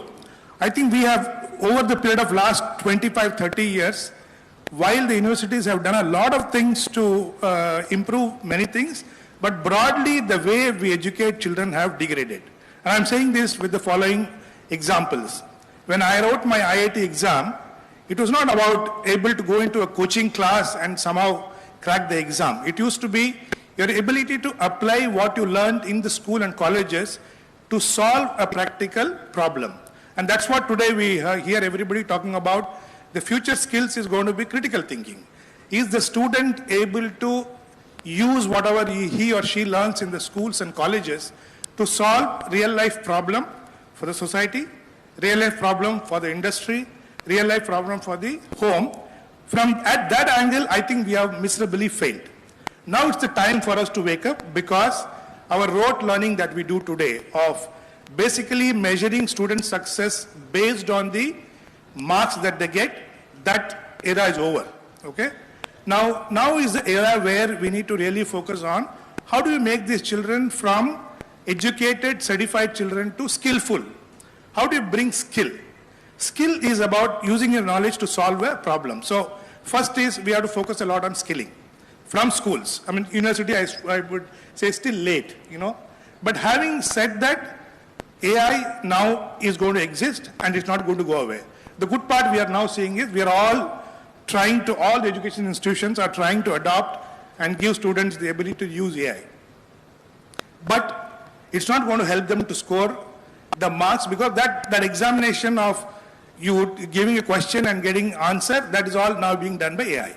So what I see is now morph into critical thinking, where you actually give students the ability to solve problems using AI as a tool. That's why this is not artificial intelligence. We call it as augmented intelligence. It can never become the intelligence. You don't want AI to become the ultimate intelligence, because then what are we for? So, the AI has to be used in such a way that it takes away the mundane work of, looking at, memorizing and answering, versus how do I use it as my co-panelist or a helper to do my job better. And that is where the universities have to start focusing on how do I make these children use the AI as something to enhance their ability to ask the right questions. It's not about anymore answers are given by AI. The ability to ask the right questions, the ability to ask the question that solves problem, the ability to know that in all of the super success of AI, ethics, and this is what I tell the leadership, digital future leadership is all about being ethical, use of AI. And second is very, very important aspect of AI is, don't use it without human judgment. And that's why human in the loop is so important. Right? So I would say universities are starting, a long way to go, but how do students correlate, live with AI to use problems? And that is where the universities and schools have to come, rather than saying, I'll teach you what is science. I think science is getting taught today in AI. How do I use that science or the maths or the geography you are now learning to solve a problem is where the universities have to go, in my opinion. Thank you, Mr. Jagdish. Dr. Ashwin, you are in a unique position in this panel, and as you are aware, when we were discussing the questions that we will do in this panel early on, we started off saying there is a junior recruitment crisis, in the sense that if AI replaces junior jobs, then where will seniors come from 10 years from now, right? So I wanted, and this was something that Venki spoke about in the morning in his fireside chat with John Xavier as well. So let's go a little deeper into this. What happens when the ladder is missing the bottom rungs? I think it's a trick question. It cannot exist. I feel whenever I talk to people who say jobs will, there's so many people who are taking people into the roles for which people join have changed. The roles for which, who's going to train the AI models? Who's going to write the AI models? Who is going to, the foundation? Do you all know what is a fundamental language on which AI exists? The fundamental language is still Python. So I lead the learning and development, and I lead the AI Academy for Virtusa. The foundation is what the university gives, and that's not going to go away. Yes, the volumes will come down. This is a cycle. It has to come down and go up. We are not good. Okay, we all, I think, I can see I am 50 plus, and I've seen the Y2K world. So people thought engineers can do only Y2K, right? Some years back. But after that, we transformed ourselves to the digital revolution. We will also transform to the AI world. Jobs are not going anywhere. It's just, you have to turn on as Sir said, the critical thinking. The mass hiring will go. The mass hiring will not happen. There will be value hiring. And that is where I see universities, and when ma'am talked about it, right? I can relate it, sorry, maybe I'm deviating, but I can relate it to see, there are scales of universities where I've seen what ma'am talked about, that culture of social inclusivity, critical thinking, project-based approach. But we have to ask a frank question. Does all the colleges, universities do that? That's the point. And if you, certain universities, certain colleges do that, and we can see the difference when they come into our universities. So that is where universities have to rethink. There will be a lot of consolidations in universities. We all know that, right? There will be people who are not doing it coming in. So I've talked a lot, but the question is, mass hiring will go down, hiring will never go down, because this is, the pyramid has to exist, right? You have to get people injected and move there. And to add to your first question, right, just one more point. The 4-year, I had a huge, when ma'am was talking, I had a huge argument with one of my cousins who migrated from the US. He migrated from here. He said, what is this degree all about? There is micro-learning. You can get a certificate and get... Guys, that might solve one project issue. That might solve a month of issue. That might solve, you can get into somebody to solve one problem, one bug. What a foundation degree gives you is thinking, is about solving the problem, is about taking it to the future. See, I am an electronics and communication engineer. I am an electronics and communication. I have never used electronics in my 27 years of career. I have never used electronics and communication. But is that what? It taught me so much to look into intricate details which I can't look and feel. Today, AI also you can't look and feel. It is happening in the background. Like that, electronics also used to happen in the background. But it gave me that insight. So that's what, so degrees are not going to go away, but universities have to think, how can there are universities which are at that level. How can we replicate it? That's what is going to happen. It's not going to go away. And last point, AI will never replace a human. People who do not know AI will be replaced by people who know AI. That's all. So there is nothing like humans are going to go away. Humans who do not know AI will be replaced by humans who know AI and use AI. That's all. Thank you, Dr. Ashwin. Before I jump to Mr. Kumar Swamy, I saw Mr. Jagdish pick up the mic. Please. I wanted to add to what Ashwin was saying, and it's very interesting that observations that he made, right? So the problem is not losing jobs. And problem, I completely agree that people with AI will replace the people without AI. So we have to come with the reality that, you know, the days when we used to tell tables, 1 table, 2 table, took pride in saying, I can say tables up to 12 into 15. Who cares? Today, you have a calculator. We all migrated. I think this is an age of migrating to, don't expect the student basically to say, do you know coding? That they have to learn. But they don't need to become masters in coding, but they need to know masters in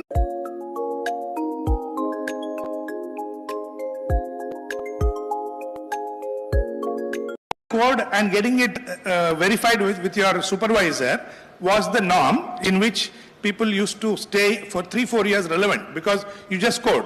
That 3-4 years of relevance is now gone because I think the AI is going to do it. So you have to, in the universities, there's a must that you add in the curriculum. Don't remove the coding. Python coding is very important. And what he said, the basics will still remain Python coding. So you need experts who know the Python coding. You need experts who are able to decode the output from the AI, because at some point in time, we don't want to get into a society where fundamental knowledge is just given off to AI and we depend on a set of knowledge which is our own previous knowledge, right? So it is extremely difficult for universities. It's not an easy job, but they have no choice but to migrate to making students read the complex theories, understand, because AI doesn't understand that. Plus, say now having understood the theory, understood the concept, how can I now use AI to solve a problem faster? How can I do my same problem solving more efficiently? So the jobs will evolve like that, which is going to basically, on the day one, you don't need a finishing school to learn coding and talking. You need somebody who says, okay, I'm ready to solve a problem from day one.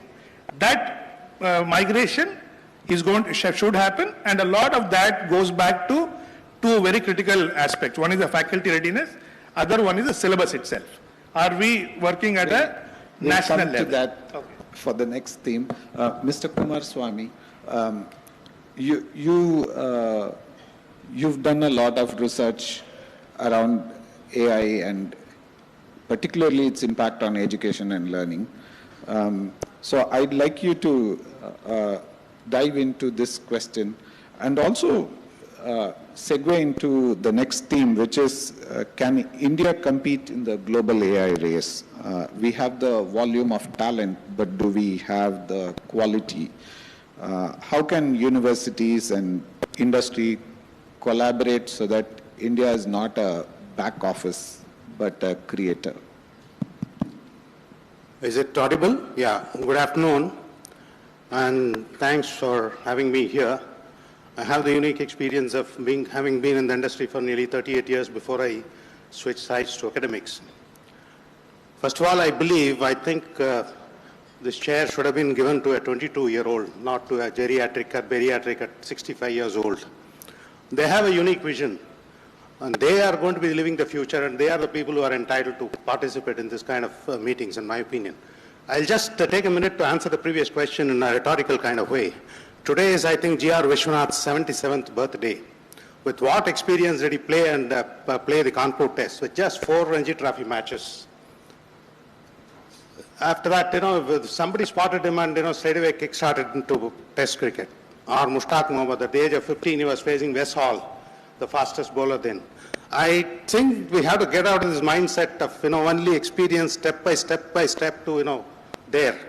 What do IAS officers do? There was Jaishankar, I think, joined the IAS at 22 years old, I think. What did he know about foreign service? But he is doing a fantastic job, and the feedback from many of the foreign service guys is great about him.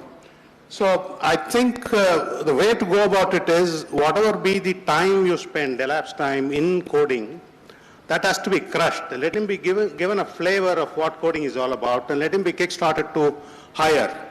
If you are used to seeing seniors and general managers only at 45 and 50, perish the thought, please see general managers at the age of 25 year after in SBI. That's the way I think we should go. We cannot be driving bullock carts and hoping to arrive from here to Marina Beach in 1 hour. We need cars, we need to graduate our skills, etc. But the other thing is what kind of opportunity that India, this one. I think the negative connotation of loss of jobs, I think, is really overdone. I think Niti Aayog has estimated in a do-nothing kind of scenario, that about 1.5 million jobs will be lost, primarily at the coding and base level. But look at the opportunity. They are projecting $1.5 trillion worth of opportunity by 2030. Addressable Indian market. If you're talking about addressable world market, is $75 trillion. We can't generate 1.5 million jobs. Government should be fixing 15 million as a minimum jobs that I require out of this, milieu. We are operating on this platform. The whole world is changing and going to this platform somewhere else. This graduation itself creates humongous amount of jobs. On top of it, you'll go and sit there, where we are placed in beneficial position in multiple number of ways. Today, adoption of AI, I think we are the second, I think, with 14% adoption. But look at the specific AI agents. ChatGPT number 2, Perplexity number 1, and very many other videos, etc. We are number 1. We have the market. We have the talent. Government has assured in the recent either budget or economic survey that projected AI is very, very heavily energy, energy intensive. They have assured that by 2030 we will be energy surplus even after considering the AI demand. Government has promised that portion. Government has also got an incentive. What else are you looking for? We are perfectly placed to exploit these opportunities. On the same front, I should express my deep disappointment with the industry leaders in IT, the Infosys and Wipros and TCS. In fact, sitting in this very chair 2 days back, Mr. Gopal Srinivasan was saying, instead of spending 72,000 crores in exploiting these opportunities which are emerging, they have returned nearly 72,000 crores as share buyback. Isn't it, very, very paradoxical? They should be investing this money to create capabilities for graduating to the future. That's what they should be doing. I'll just give an example which will perhaps appeal to the VIT students. Today, if you want to get your publication ready, this one for checking grammar and, spell check, what word gives is very perfunctory. The Grammarly or Quillbot, etc. They take nearly 16 to 18,000 rupees per 10-page paper. Or if you are using specialized Wiley kind of thing, which also suggests a very good amount of, language changes, 54,000 rupees. Isn't it a great opportunity for all our English professors? Or even somebody who's doing even chemistry should quit his chemistry profession and take on to this, that kind of stuff. In my opinion, AI is a great game changer. It can be what manufacturing did to South Korea, Japan and China to India. We should seize this opportunity. Thank you, Mr. Kumaraswamy.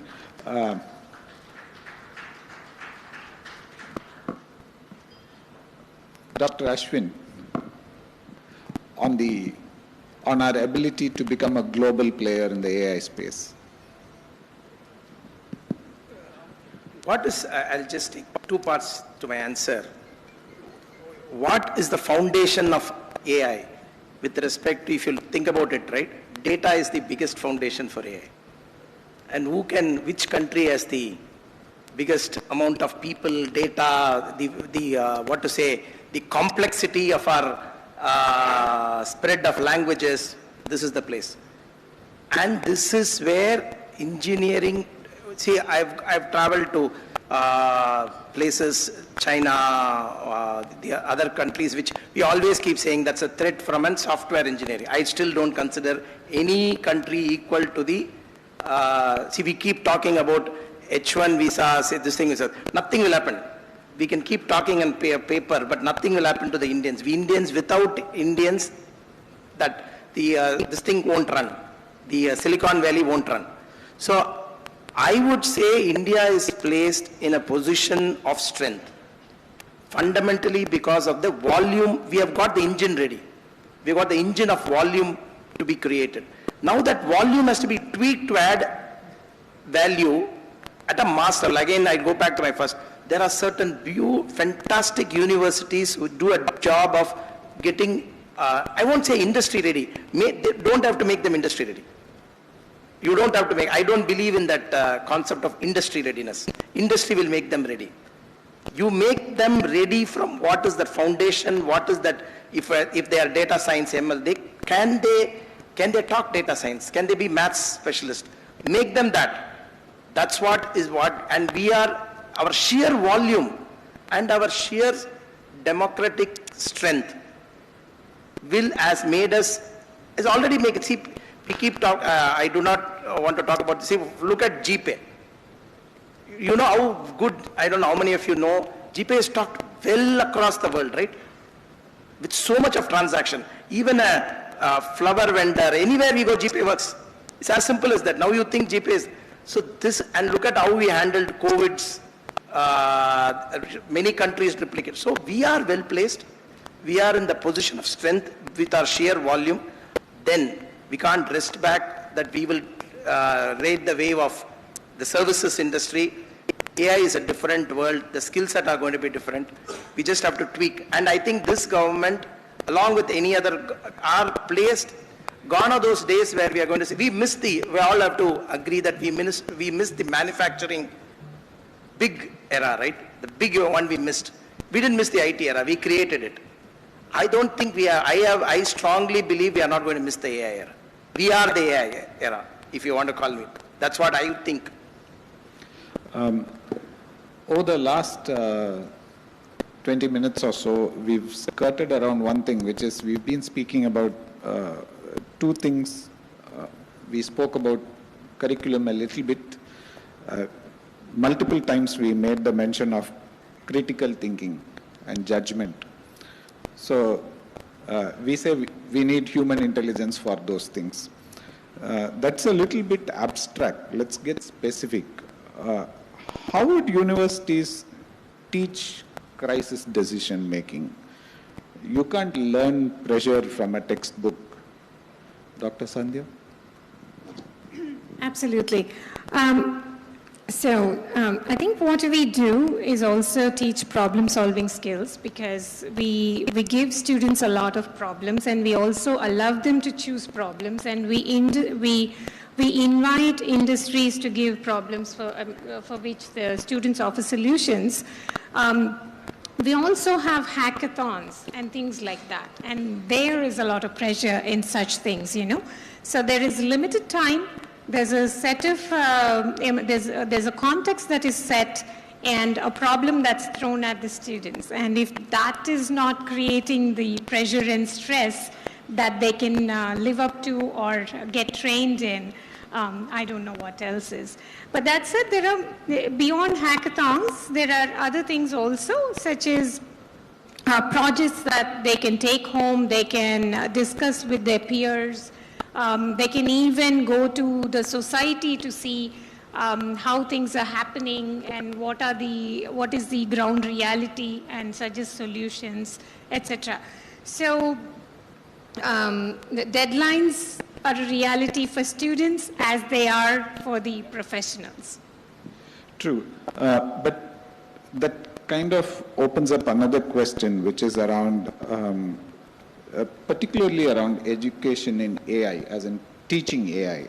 So universities, I'm assuming, update their curricula every 4 or 5 years. And more rapid than that? These days? Okay.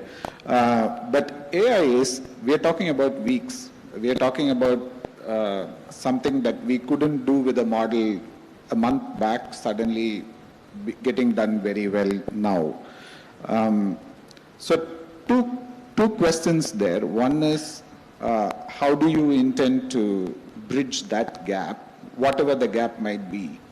And is there also a new business model that could come into place where, you know, you could buy a subscription to a university degree? Okay, I think I'll answer from the beginning. So we talked about curriculum. You know, how can curriculum be agile? First of all, the curriculum has to be agile. But we really need to talk about curriculum and pedagogy. Curriculum should never be set such that it goes down to the lowest detail. Curriculum has to be at a very high level so that the faculty that is handling the curriculum can fill in the details that are relevant to today. And they can also devise the pedagogy that is more suitable. And in that pedagogy comes all these things like problem solving, critical thinking, using AI, you know, augmenting AI. Basically, we are not avoiding AI. We are encouraging our students to use AI, but AI as a co-pilot, right? We don't want our students to delegate their responsibility to AI. We don't want cut and paste of prompts and cut and paste of solutions. We want them to use their thinking. But getting back to the question, so curriculum can evolve as rapidly as, say, 6 months. And I understand you totally well, or not all universities are the same. Some are setting benchmarks, others are following, and some others are failing to follow. But I will just talk about the model universities, because I think that's the, you know, best case scenario. We evolve curriculum very rapidly. So we change curriculum as rapidly as 6 months. Now 6 months may seem long too. So that is why I'm saying that we have to set curriculum at a very high level and let the faculty evolve the meat content of it. And the pedagogy is the one that makes sure how you incorporate the day-to-day happenings or the latest technologies and so on.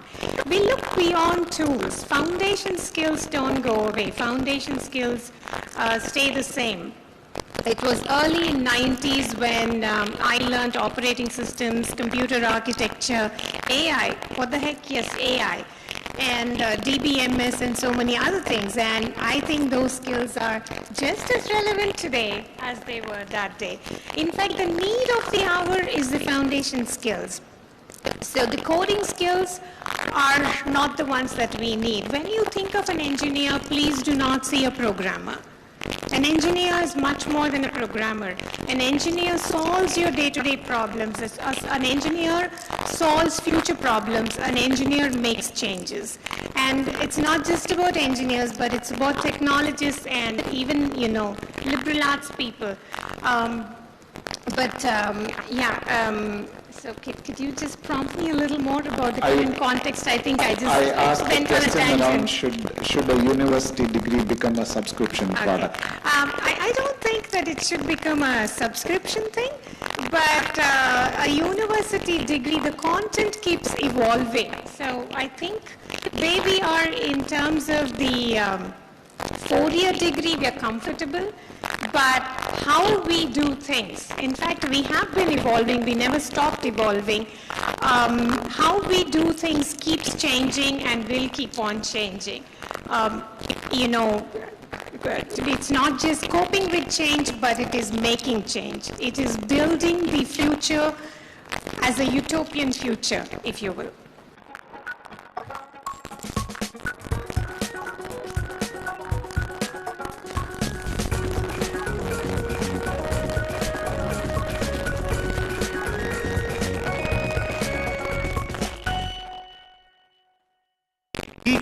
In India, the ecosystem.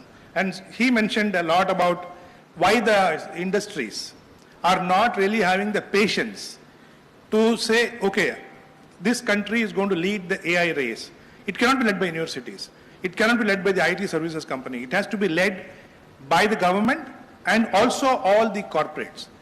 And where we lack today is the will to experiment and stay on for 1 or 2 years or 3 years without success. See, there is no magic in making AI work for solving a problem until you develop, a mass of movement where the ecosystem starts to work by itself. And developing an ecosystem is where we struggle compared to the Western countries because of their past. Okay? So when university students are brilliant, I work with a lot of university students. If you look at many institutions like SINE in Mumbai, IIT, all of them have done a lot of collaboration with industry, trying to get the students an opportunity to solve real-life problem. But unfortunately, it falls through the crack on the industry side, never on the academic side. I have seen it.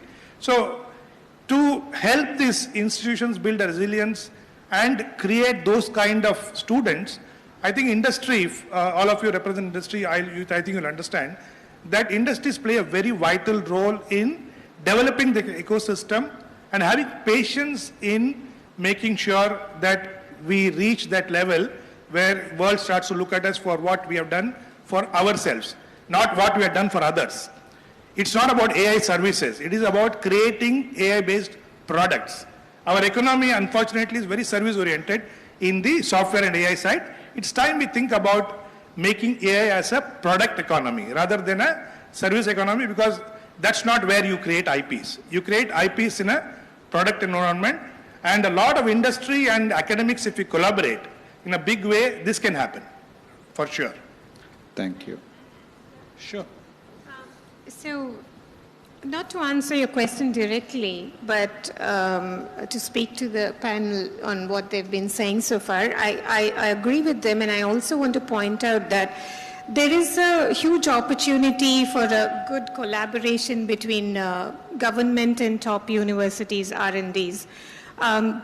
One thing that I'm itching to do is develop a model and run to see what will be the real impact of job losses. There are going to be job losses. Let's be realistic about that. The job roles are going to change. So the new technologies will create new jobs. But in the interim, there is going to be a job loss, and several segments are going to be affected. But how are they going to be affected, and what we can do to tide over that, to make that, not too much of a rough landing, if you will. That kind of dialogue need to happen among the government, institutions, and industry, so that we can actually not just go with the flow, but we can proactively take measures to make, to avoid recession, for instance. Dr. Ashwin. Yeah, I think that if given to me, we should never let down the school education and the 4-year degree education. This is my, I've seen a lot of freshers come into that. This is the value that we bring in, and that's a differentiator. When the market sees Indians, they look at our 12 years of education, the 4 years of degree, they definitely has a value. So given to me, I will never touch that. But then the universities, some of the universities have already done it, right? They also go into a capsule-based certification, skill-wise modules where people can subscribe to it. Even the experienced people can subscribe to it. I myself have subscribed in IIT one course. So those are add-ons. When we talk about add-ons, don't lose your base. That's add-ons. Keep add-ons as add-ons. Get this. So never. I get worried when people say, let's disturb it. Let's have a subscription model. All that is good when you have an engineer in place. Don't do it for building an engineer. Mr. Kumaraswamy, just to take a quick pivot on whatever we've been discussing, a lot of our focus has been on STEM, science, technology, engineering, management, math or management.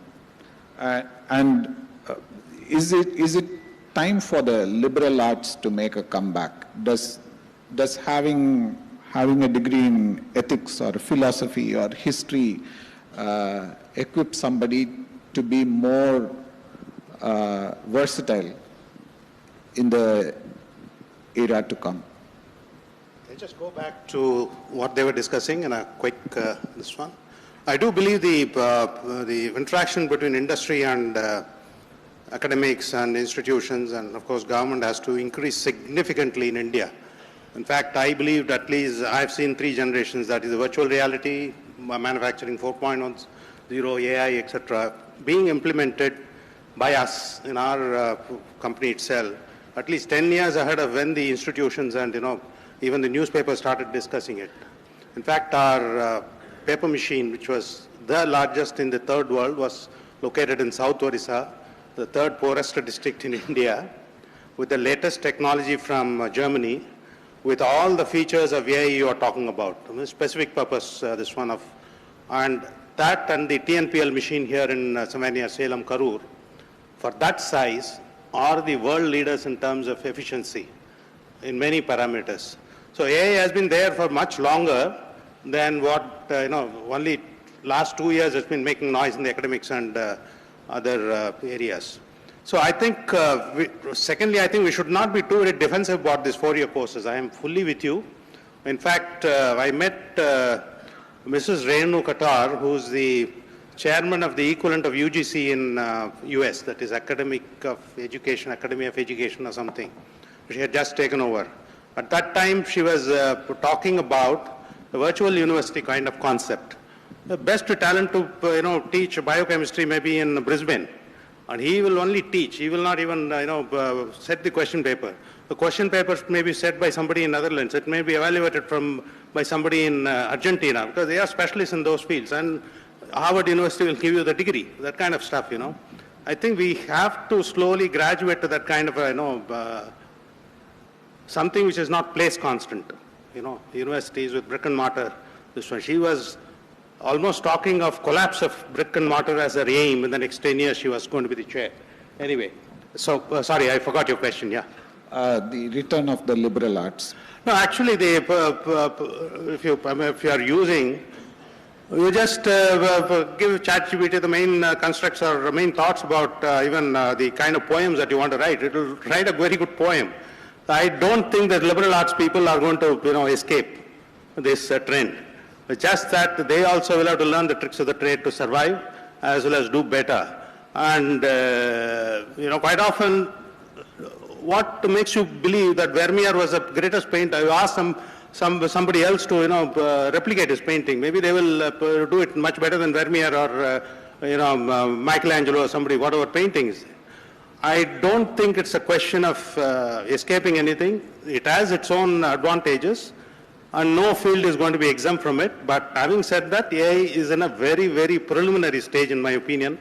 Much development has to take place, and of course the energy question also has to be, addressed. I don't think it can be consuming the kind of humongous amount of energy it is consuming. Just to, let's say, I'm just giving a very offbeat example. I have to form a sentence, I am going somewhere. I type and going to recall, it has to have 1 billion parameters, in flow to find out what I'm saying, whether it is going or gone to or gone or whatever. So, consumes humongous amount of energy which has to be addressed, and that is also an opportunity for chip design for India, in my opinion. I don't know whether it answered the question, but everybody has to be on the alert. Mr. Jagdish, what's your thoughts on liberal arts as a foundation for the ability to be more versatile in working with AI? In fact, I'll just tell you, there is now, I'll answer the question indirectly on how the universities are encouraging students. See, liberal arts, there are two things. One, people who have really been doing a lot of work, all the knowledge they believe has been stolen, right? In one shot, and it's now available to millions of people at a click of a button. That is a very sad part, right? So we need to really look at how do you make these people, creative people, feel that this is not going to take away their capability, or this is not going to take away their uniqueness. I'm not even talking about earning power, okay, number one. Number two, a lot of students today, if you take, I can bet universities, if you take, in our time, it was STEM was the focus. Today it's not. And the good part is, it is still very alive.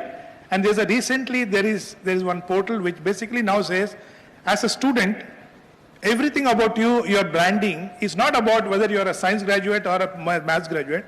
It is about what else do you know? Do you know music? Do you know arts? Do you know painting? And there is an analytics that is going on among the data that is available in terms of, is a person with engineering and a skill to music, is he a better person to do the particular job?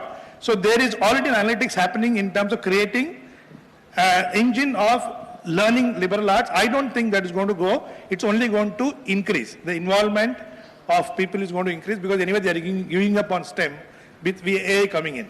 So I will see a lot of students taking that route.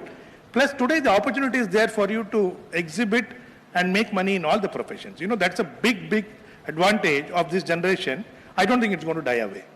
And with that, our time's up. I'm happy to throw the floor open to questions. Hello, I'm Shubha Varadarajan. I am an academician for past 20 years. I'm also a parent of an IITian. Actually, my son has completed his IIT Madras and he's doing his PhD in Eindhoven University, Netherlands. Actually, my question is, having heard all the comments from the panelists, how many of the corporates or the colleges doesn't give importance to entrance exams? Because you talk about the foundation, critical thinking, AI and so many other things, but I don't think so the school or the colleges give more importance to this, because if any colleges, the best colleges I have to go, I have to, whether I'm interested in the physics or chemistry or mathematics, even I'm interested in computer science, I have to study maths, physics, chemistry for sure, actually, to make sure that I have to get into the top universities, actually, right? So secondly, even the schools gives more importance to students who scores very well, actually, right? They give importance to the scores. Ma'am, sorry, we'll just hold to the first question. Right, that's it. That's my question about it. If I understood your question, see, the most important skill today we are missing in the AI world from our thing is maths. See, maths is a foundation for AI, right? You create those models, and when you don't want to just use AI, you want to create models. Maths is a very important feature. I believe our educational system is one of the best in the world. I don't think we should, and nobody's, we can make it more practical, and that can always be an innovative thing, and we have gone through that stage. But if I understand, is it going to stay? It's definitely going to stay. And even if you look at our customer base, right, they come to us because we have such a big scrutiny on a person who has to come to that level of an IIT or any college, right, has to have the fundamentals. So I don't think it's going to go away, should not go away. Very quickly, just my 2 cents. It's a filtering mechanism. As long as we are able to scale how the filtering can be done, perhaps even using AI, maybe then tests will go. But as of now, I think the reality is that it's a filtering mechanism and that's how it's going to work. Navneet.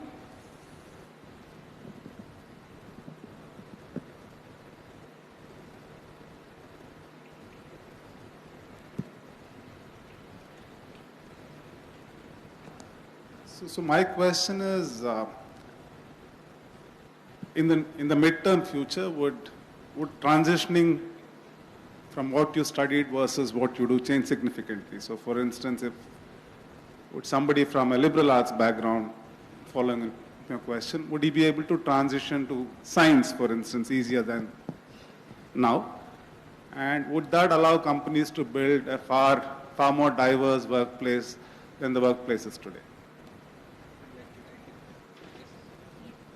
I think now, more importantly than ever before, the interdisciplinary collaboration, interdisciplinary education and research is very important these days.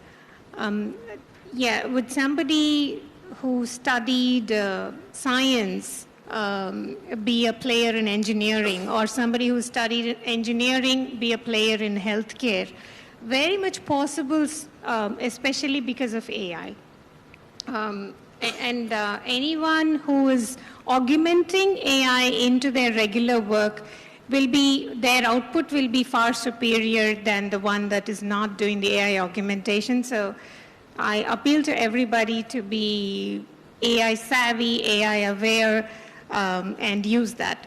And I think, yes, it's absolutely possible, but that we need to encourage interdisciplinary work, which we are actually doing in our university. Thank you. Yeah, I think this is happening, okay? Started to happen in India. It's about somebody taking a bet. You know, we are so, okay, he's an engineer, so he should be good. See, that we have to get out of that mindset. Look at the person, don't look at the degree, right? He said 27 years he never used electronics. Same with me. So it's not about, the degree gives you the grounding, very important for you to have a theoretical knowledge. But beyond that, I think the organizations have to give opportunities for people to, even somebody is not an engineer, I see a lot of CEOs today are BAs and BComs, you will not find them in India, but go abroad. You will see people from any field taking that opportunity. It is possible, and they will probably be more successful than an engineering CEO. The other way is difficult. For an engineer to shift to liberal arts is very difficult. But a liberal arts person to come and do engineering and become a CEO, to me, is a lot easier. Just a quick, I learned something from my daughter who's doing second year MBBS in Ramachandra. She was telling there are opportunities to learn AI, and there's a field developing, right? Where there are specialists, you can become an MBBS degree, so you're a doctor, and you know what the human body is all about. But you also learn AI. So there is a field which is coming up. And then there is a hospital management, which MBA goes into the picture, right? So there are a lot of things that are happening. It was this thing to me, but it's happening. And with that, thank you so much for a wonderful discussion. Thank you so much.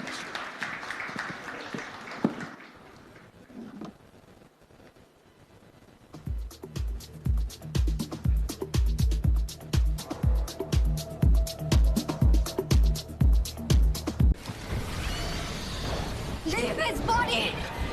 Let the green flag center! Bring me a man who loves me! I am a better man now.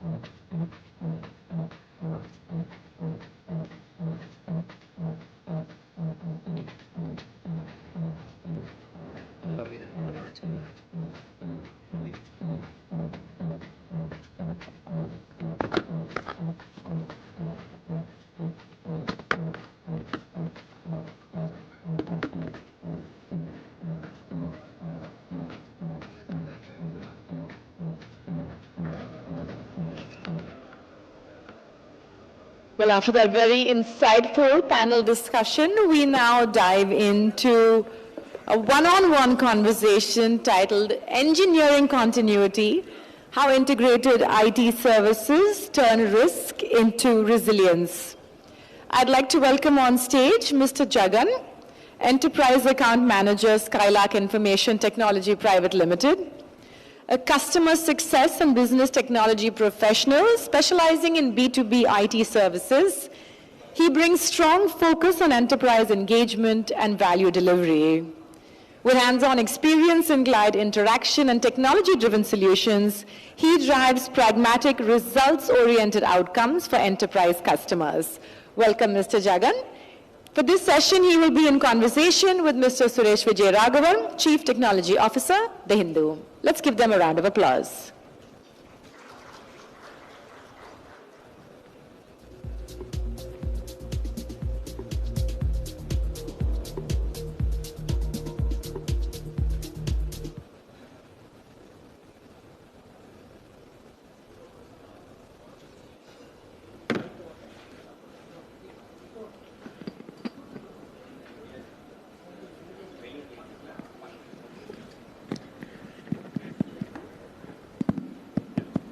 Hello. So we are between you and your lunch now.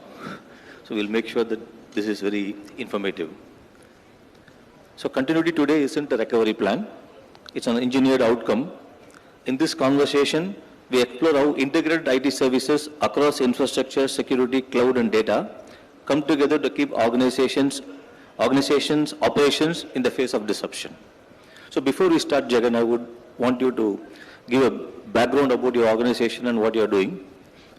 So good afternoon all. So myself Jagan, so I'm coming from Skylark Information Technologies.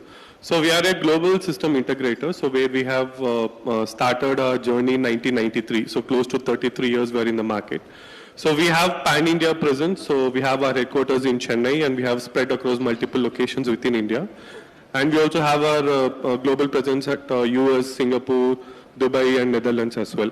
So in addition to that, we have been excelling in multiple technologies, so which could be more from a security perspective, or it could be from a networking or complete infrastructure cloud. So these are the major portfolios that we take out.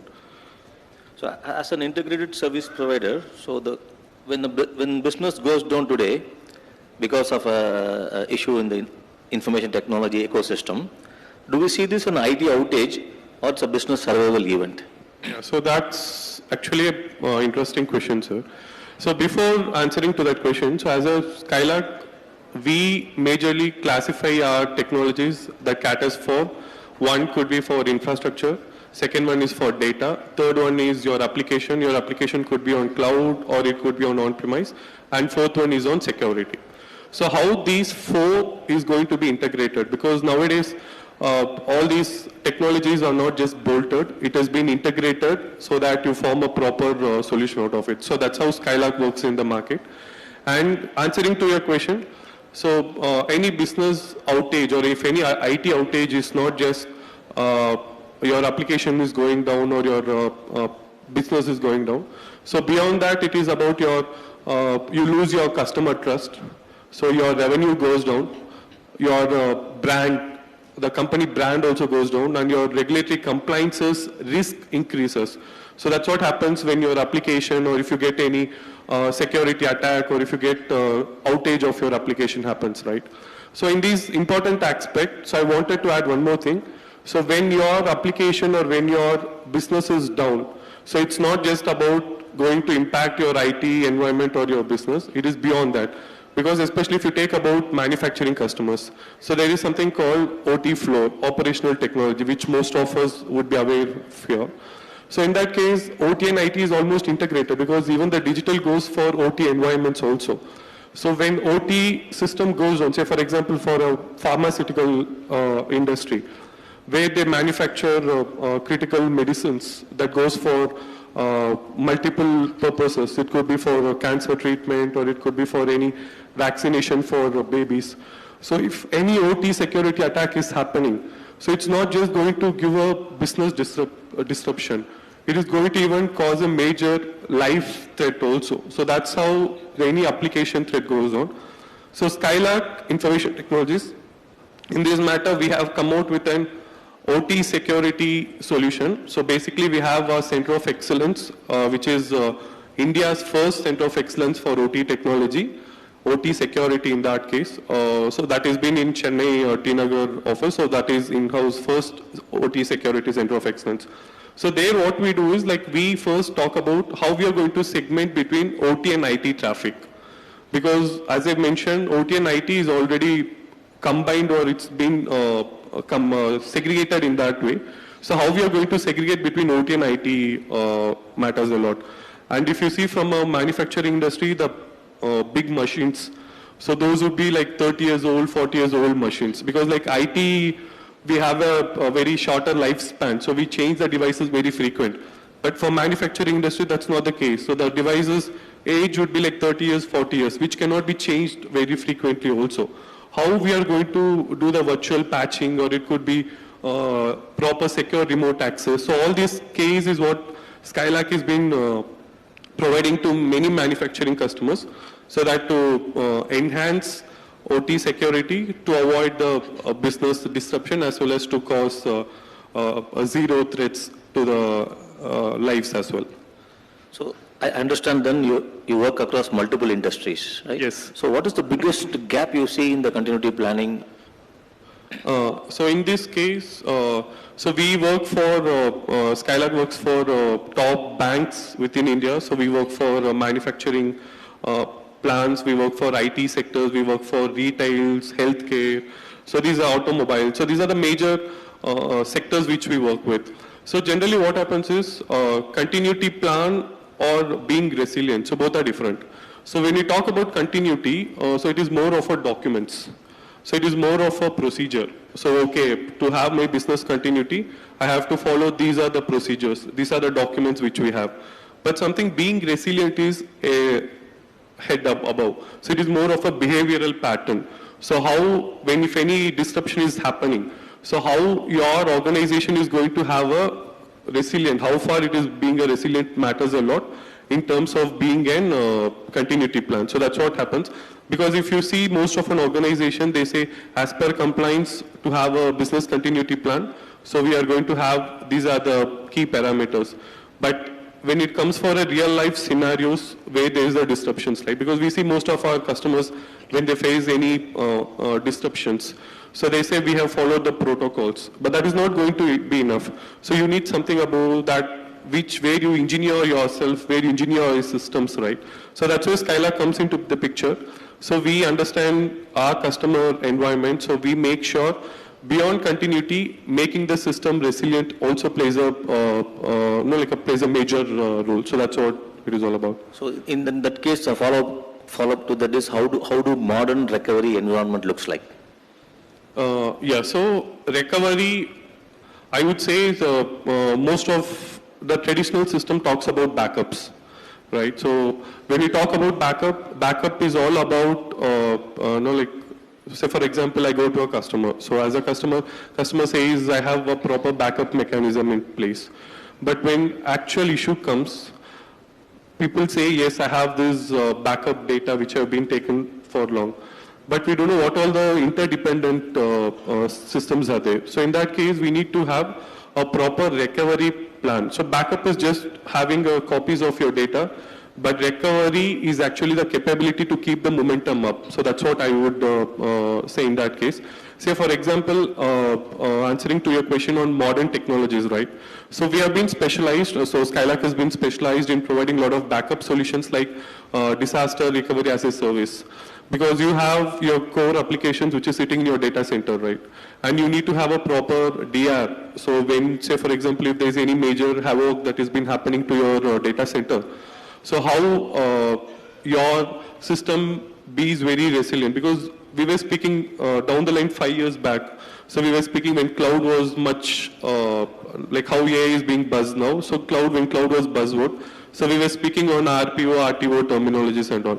But nowadays, we wanted a system which cannot have any RPO values, so it has to be complete when my DC goes down. so automatically how my DR goes up. So it could be in like a proper DC DR automatic failover switch, or it could be in terms of having a proper replication could also be in place.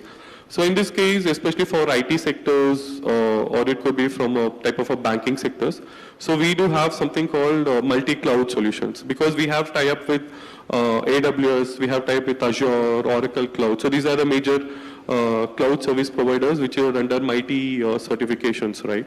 So we make sure customers' applications are securely put up in DC as well as in DR, so it could be cloud or on-premise again. How the replication happens, it could be an active-active replication, it could be active-passive replication. So that's where we come into the picture to integrate. So for example, recently we have done for one of the financial sector, so we have done an SD-WAN project which was for close to the 700 locations. So in that case what happens, their data center was in on-premises and they had a DR which is in AWS cloud. So how this SD-WAN, I have to deploy it in both on-premise data center as well as in the cloud DR, and I have to integrate with all the 700 branches. So that's where the key metal of Skylark comes into the picture, where we make sure the complete integration happens in place. Okay, so now, cyber incidents is most critical thing that we are looking at, right? So how has cyber security become a core part of continuity strategy in organizations today? Yeah, so when we all say about cyber security, right? So whatever cyber security you have in platform, so it could be multiple technologies. So one word which becomes more is proactive. So that's how our cyber security has to be. So when we talk about SOC, Security Operations Center, right? So we do have our NOC and SOC centers.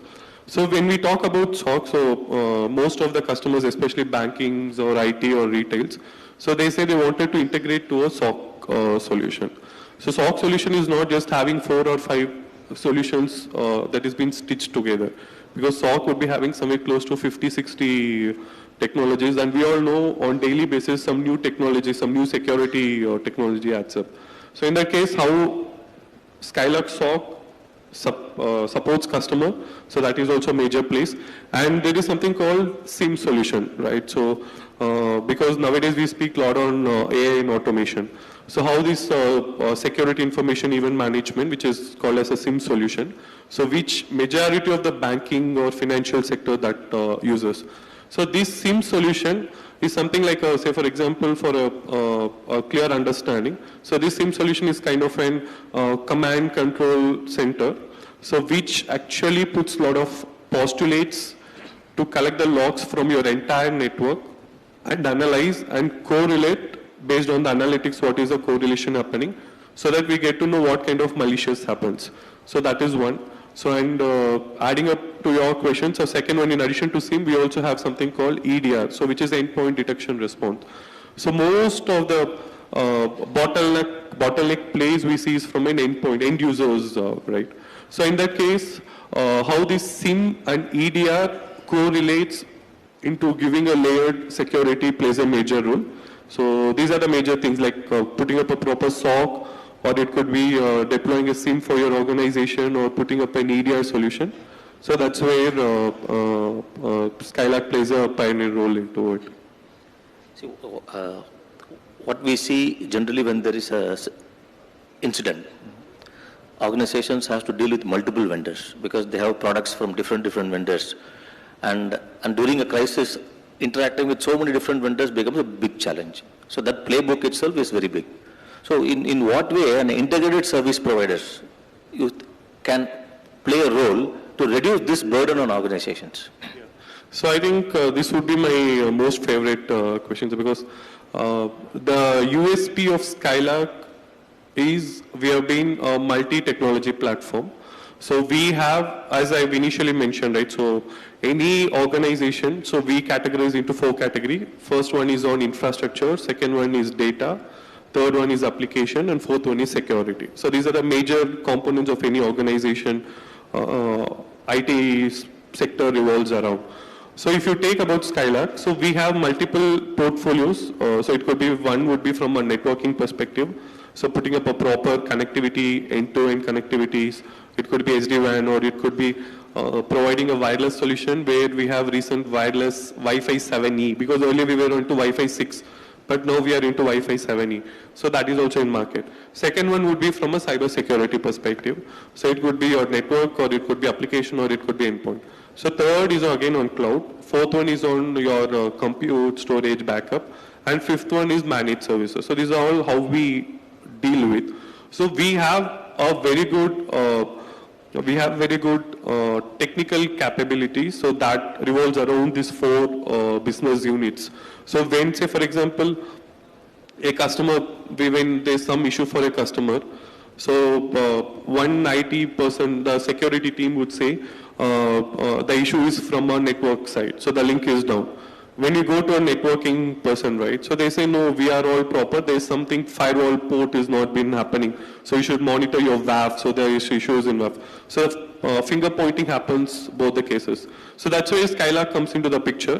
So we make sure, as a being under a single umbrella, like a unified approach, so we are aware what exactly the issue is, so we understand, we get into the field and we try to understand where exactly the issue. So in that case, we have been providing NOC and MSP solutions, so which is called managed. இந்த crawling பாட் எங்க science கிட்ல இருக்க ஒரு science டாய். இதை use பண்ணி உங்க பசங்க linear மோஷன்னா என்ன, circular மோஷன்னா என்னன்னு நிறைய சயின்ஸ் கான்செப்டை அவங்களே பில்ட் பண்ணி கத்துப்பாங்க. அது மட்டும் இல்லாம எங்களோட இந்த சயின்ஸ் கிட்ல இன்னொரு your server, or it could be your endpoints, EDR, network switches and everything. So for manufacturing or banking or IT sectors. So that's where we play a major role when it is a multi-technology concept, where we use our in-house technical expert. So with DPDP already announced, data privacy is one thing that everybody is talking about, right? So data privacy regulations are tightening globally also. So how are privacy failures now becoming continuity risks rather than just compliance issues? Okay. So in this case, so when we talk about DPDP or 2023 Act, right? So we have our presence in multiple countries. Say for example, each country will have their own data regulations. So India, we have got DPDP, which has been fully enforced, or probably it would also get into a matured stage, version 2, version 3 would come out.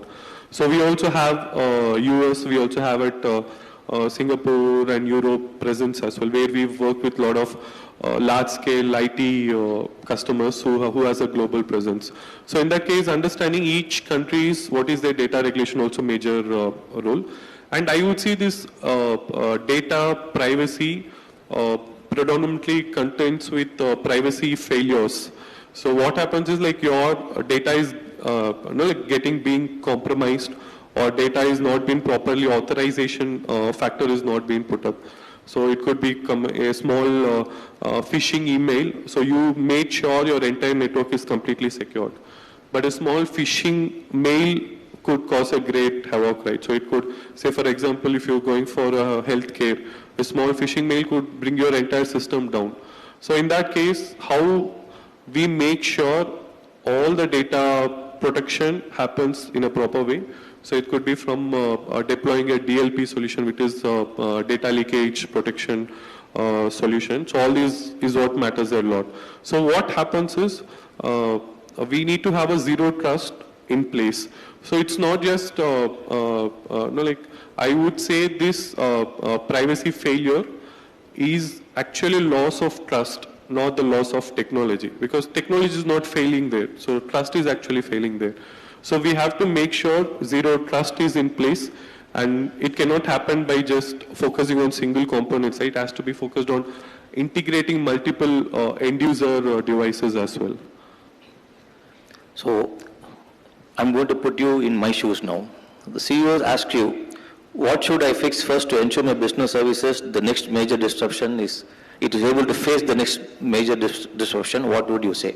Okay, so thanks for that question, sir. So basically, I would say the first disruption happens with identity and access, because most of us make sure, because nowadays even customers are more matured than other players, right? So you know, you have all the information in hand.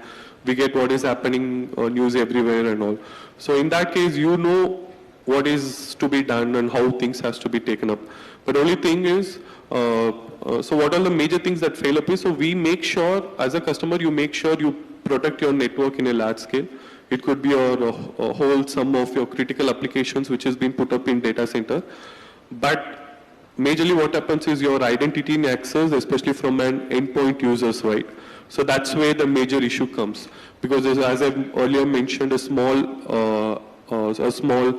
access to an end user device could bring a huge havoc to it.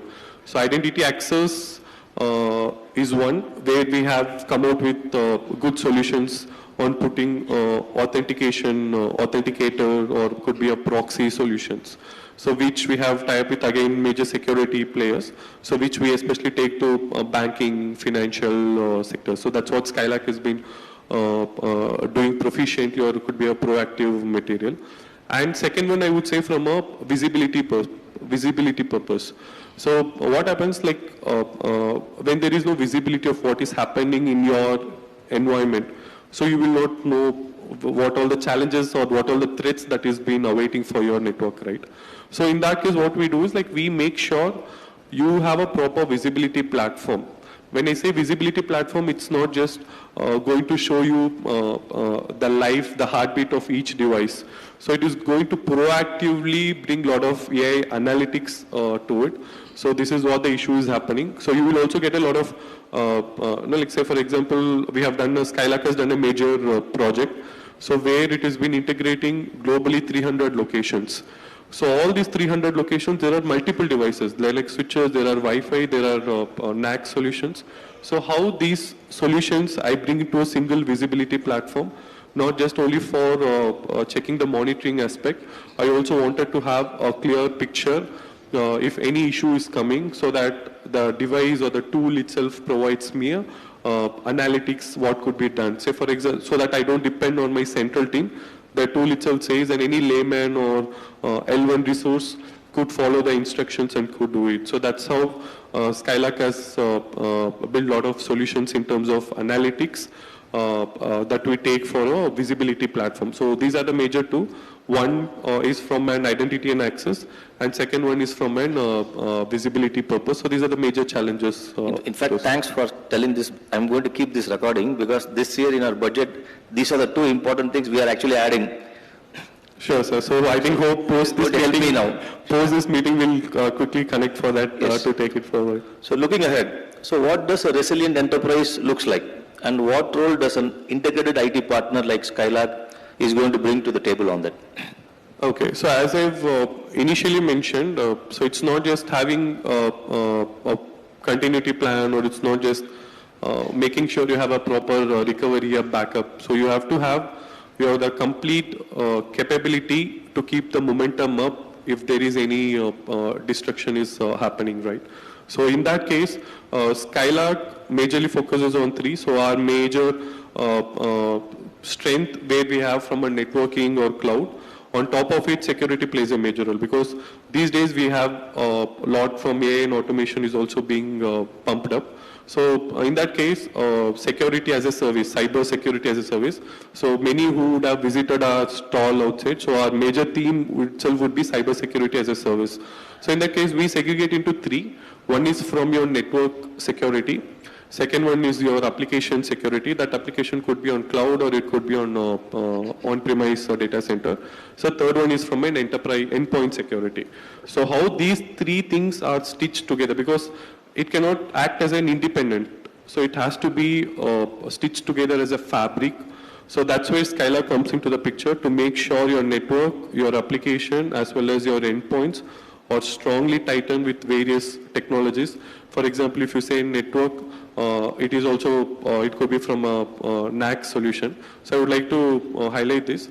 So there is something called a NAC solution, which is Network Access Control Solution, right? So which has been mandated by RBI to be deployed in all the banking and financial sectors. So what happens is, say for example, there could be a lot of users who is accessing your network. So in that case, how my system how this NAC solution is going to protect whether this particular device that is accessing your network is a proper device or is it some anomaly or something. So if I define certain postulates in my NAC, I put certain policies in my NAC solution, and based on those policies, if you are complying, if I'm getting the check mark against all those postulates, the device would be given access to the network. Else, the device would be put into a quarantine zone. So that's how your network security comes into the picture. There is something called application security, as we have mentioned more from a high availability perspective on a business continuity plan, to have a disaster recovery as a service, or it could be DCD or automation, which we have recently done for a largest bank. And third one, again, it's from an endpoint security. So how is the endpoint security as a layered security works along with SIM. So these are the major three which we, I would say, highly has to be integrated for a resilient enterprise organization. On top of it, say for example, we have done one case for a customer on terms of AI and automation. So where if there is any issue that has been coming, the person who is sitting in the NOC, so he gets an automated call, so nothing is manual here. So he gets an automated call, an automated voice comes up saying that your particular switch has gone down or your particular firewall has gone down. And I say, okay, what is the remedies for it? So that voice itself gives you a solution what can be done. So I say, okay, go ahead and do it, because I have an authorization to give a go ahead, and it does it and the issue gets resolved. So here what happens is, because of this AI and automation, I can reduce the burden on my team, on your team, basically on L1 burden could be reduced, so that if any major issue, then where L2 of Skylark comes into the play. So these are the things. And finally, to put a note, the three data has to be strongly checked upon. So which is data in play, which is from an endpoint perspective, data in motion, which is from a network traffic, and data hold, so which is from a storage perspective. So these are again three more checkpoints which also has to be need a strong security postures to be done. I think our time's up, and thanks Jagan for coming up and helping us understand how a integrated service provider can actually help augment the resilient ecosystem within an organization. Thank you so much. So if there's any questions from the audience, we can take one question before we break.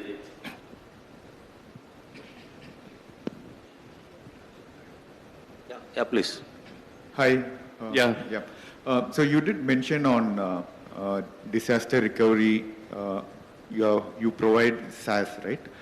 Yeah. So is it like with regard to the on-prem setup, or like is it with including the cloud? So basically what happens, disaster recovery, you get a lot of options. So this particular disaster recovery, it could be your on-premises, or it could be your cloud as well. So most of, say for example, we work with major banks, so where they prefer to have DC on-prem and DR also on-prem, because they wanted to have a lot more tighter security. But if you go for an IT sector, so they'll have DC on-prem and DR would be on cloud. So when I mention about disaster recovery as a service, so it's not just about where your application is residing at. So it could be on-prem or it could be at cloud. So together, the services could be rendered upon. Thank you, and thank you, Jagan. Thanks, everybody. Thank you so much. Thank you, sir.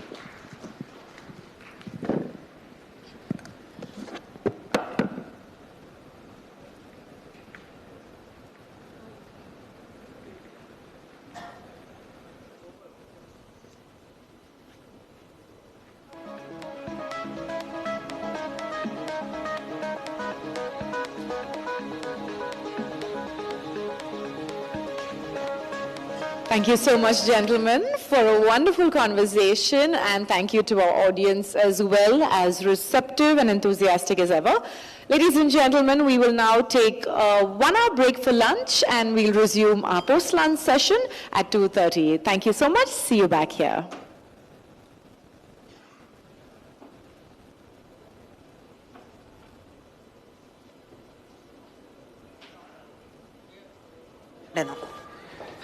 Why are you being difficult? Read the newspaper.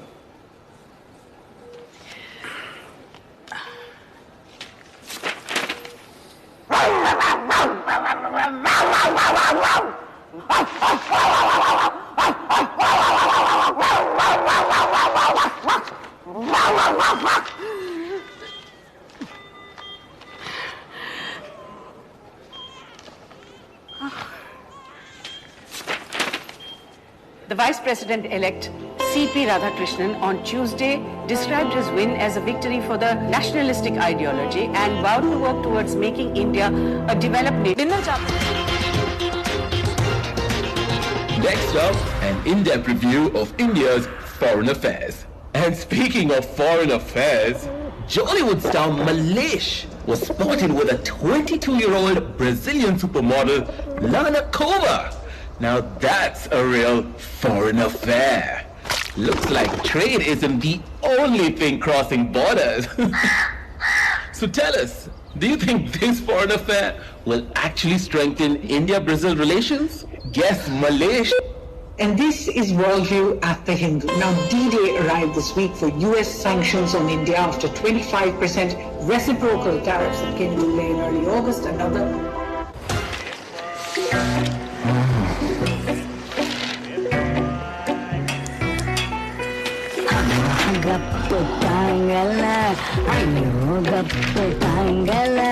Heroine phone to lanja headline news kangala mama rahal takke leda vanda breaking crime.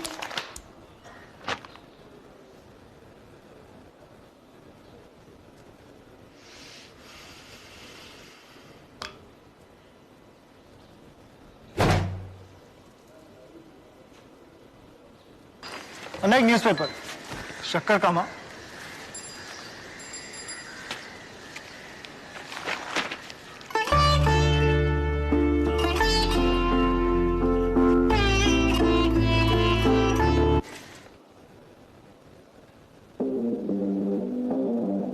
Every idea, every challenge, every breakthrough starts with a question. Are you ready to innovate? Start, try again, push harder, think smarter. Not working? Try more. Impossible? Not in our labs. Experiment. Research. Test. Record. Redesign. Problem? Find a new way. Improve the design. Your first win? Good. That means you're building. New tools, bold ideas. We don't wait for the future. We build it. This is VIT, Vellore Institute of Technology.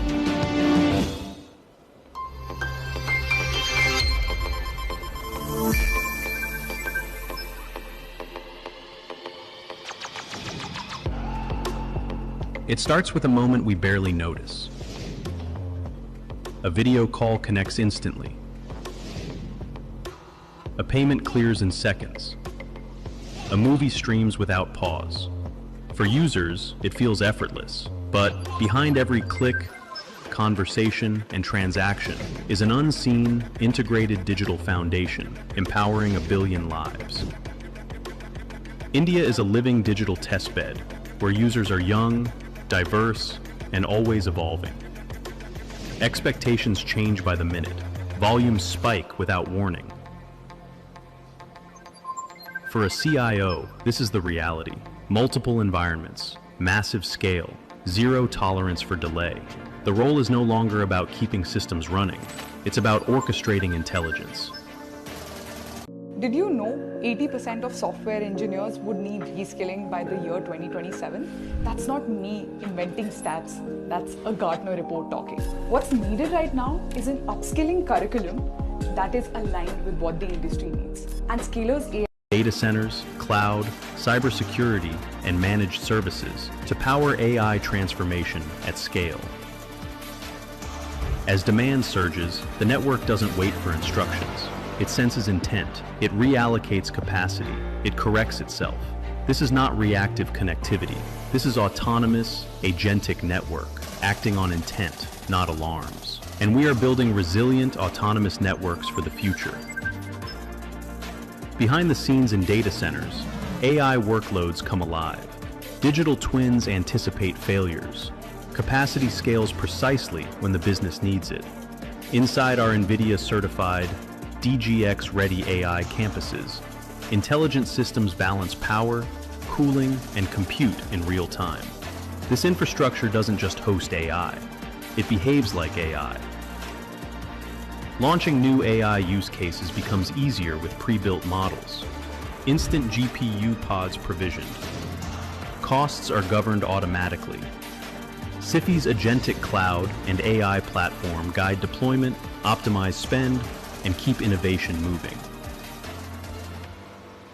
Threats don't wait, neither does security. As anomalies appear, SIFI's AI-powered security agents detect, assess, and respond automatically. Your enterprise stays protected, compliant, and trusted. Across the stack, our intelligent agents collaborate. They fine-tune models, manage performance, and assist teams through conversational interfaces. Operations become leaner, insights arrive faster, new revenue opportunities emerge. AI scales when every layer works in harmony, from AI-ready infrastructure and governed platforms to operationalized models and intelligent agents. This layered architecture, delivered through our proprietary sovereign AI in a box, transforms AI from experimentation into enterprise-wide impact. Together, we are building India's largest AI ecosystems to power global-scale ambition. As an India AI mission and May-T Cloud partner, SIFI is poised to lead AI development at population scale. If it is AI, it is India, it is SIFI.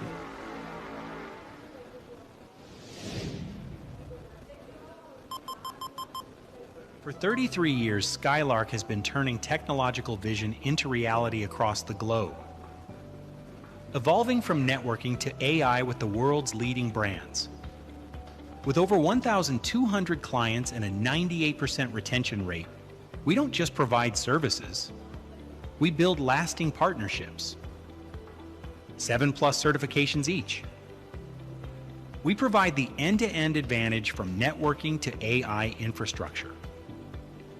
We're even home to India's first OT Security Center of Excellence, securing your digital world seamlessly. Skylark, empowering technology from vision to reality. For more than 100 years, governments and global energy companies have relied on KBR to deliver engineering solutions for their most complex challenges. Today, those clients face a common challenge: how to make energy more secure, affordable, and sustainable. While global energy objectives have changed, one thing remains constant. KBR is engineering the future of energy. KBR Integrated Solutions brings together the cutting-edge technologies, expertise, and talent that are moving the industry forward. Our global team comprises more than 6,000 experts working out of 8 global hubs on over 75 active projects. And through our zero-harm safety culture, we regularly deliver multi-year projects with tens of millions of safe work hours. Our decarbonization solutions help traditional energy companies reduce emissions and achieve their net zero targets without sacrificing output or efficiency. Through our energy transition solutions, we're helping customers adopt more sustainable practices and explore new energy economies. And with our knowledge of cleaner energy sources and circularity, we're preparing our clients for tomorrow's emerging energy markets.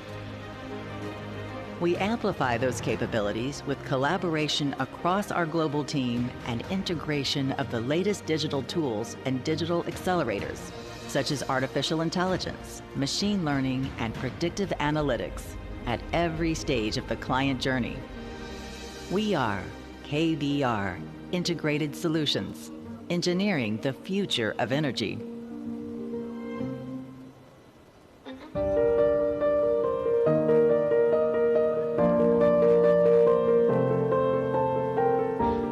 This is a story about change. A story that goes back to 1986, when Tally empowered a generation of game changers with the means to evolve from manual to computerized operations. This is a story of 2.5 million small and medium businesses. Delhi है, कुछ tension नहीं है. Jadi untuk jalannya waktu kita tidak. Redefine your business with Teleprime. The life easier for everyone. Sense of comfort. You are saving on the hours and you are getting more clients and then of course you are getting more money. Delhi है तो भरोसा है. A story of 28,000 partners in India and across 100 other countries. As we create solutions that help transition and maneuver the compliance regime through VAT and GST. With innovative business management solutions to give you a superior product experience that's reliable, faster, simpler, and flexible. This is our story, because it is in your growth that we grow.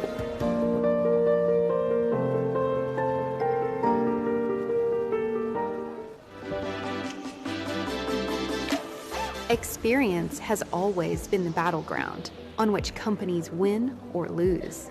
And today, every experience is being disrupted by AI. Businesses must reimagine processes, interactions, and workflows to serve customers and employees better as expectations evolve.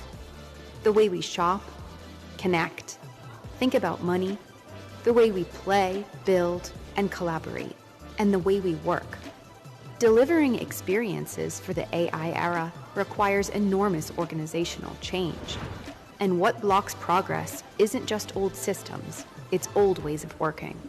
At Virtusa, we help our clients grow faster, more profitably, and more sustainably by making experiences better with technology. By providing unmatched expertise at the intersection of industry, business, and technology to accelerate tailored domain solutions for the AI enterprise. We create what matters to your customers right alongside you, because we understand your business as well as you do. Together, we're making experiences better with technology. Karnataka takes a decisive leap forward in technology and innovation. At BTS 2025, the Department of Electronics, IT and BT unveils transformative policies, introducing the Karnataka State IT Policy, Space Tech Policy and Startup Policy to fuel entrepreneurial growth. This strengthens international collaborations and strategic partnerships by positioning the state as India's technology and startup capital, driving digital economy growth and creating opportunities for all. Through this, leading India's technological transformation into the future.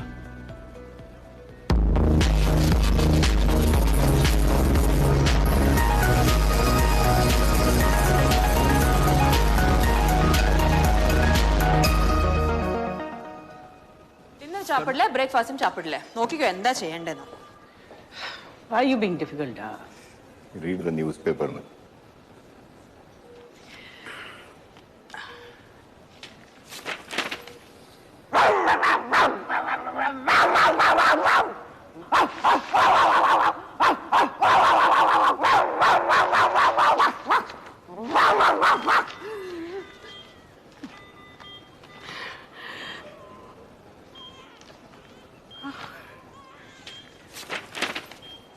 The Vice President-elect C.P. Radhakrishnan on Tuesday described his win as a victory for the nationalistic ideology and vowed to work towards making India a developed nation.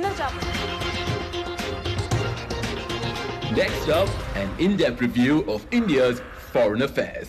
And speaking of foreign affairs, Jollywood star Malesh was spotted with a 22-year-old Brazilian supermodel, Lana Cova. Now that's a real foreign affair. Looks like trade isn't the only thing crossing borders. So tell us, do you think this foreign affair will actually strengthen India-Brazil relations? Guess Malaysia And this is Worldview at the Hindu. Now, D-Day arrived this week for US sanctions on India after 25% reciprocal tariffs that came into play in early August. Another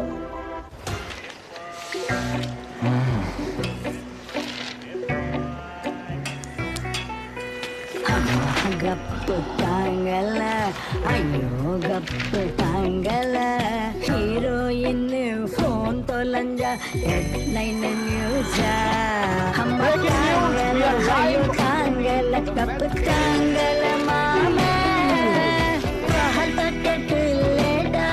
mama breaking train.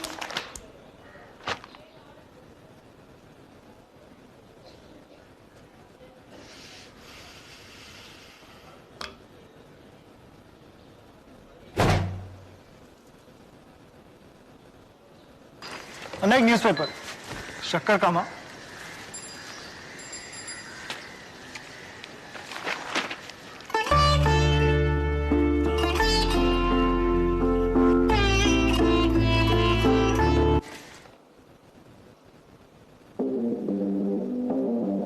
Every idea, every challenge, every breakthrough starts with a question. Are you ready to innovate? Start, try again, push harder, think smarter. Not working? Try more. Impossible? Not in our labs. Experiment. Research. Test. Record. Redesign. Problem? Find a new way. Improve the design. Your first win? Good. That means you're building. New tools, bold ideas. We don't wait for the future. We build it. This is VIT, Vellore Institute of Technology.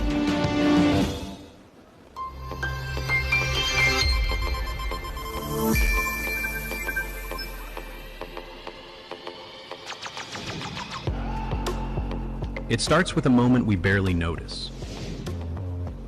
A video call connects instantly. A payment clears in seconds. A movie streams without pause.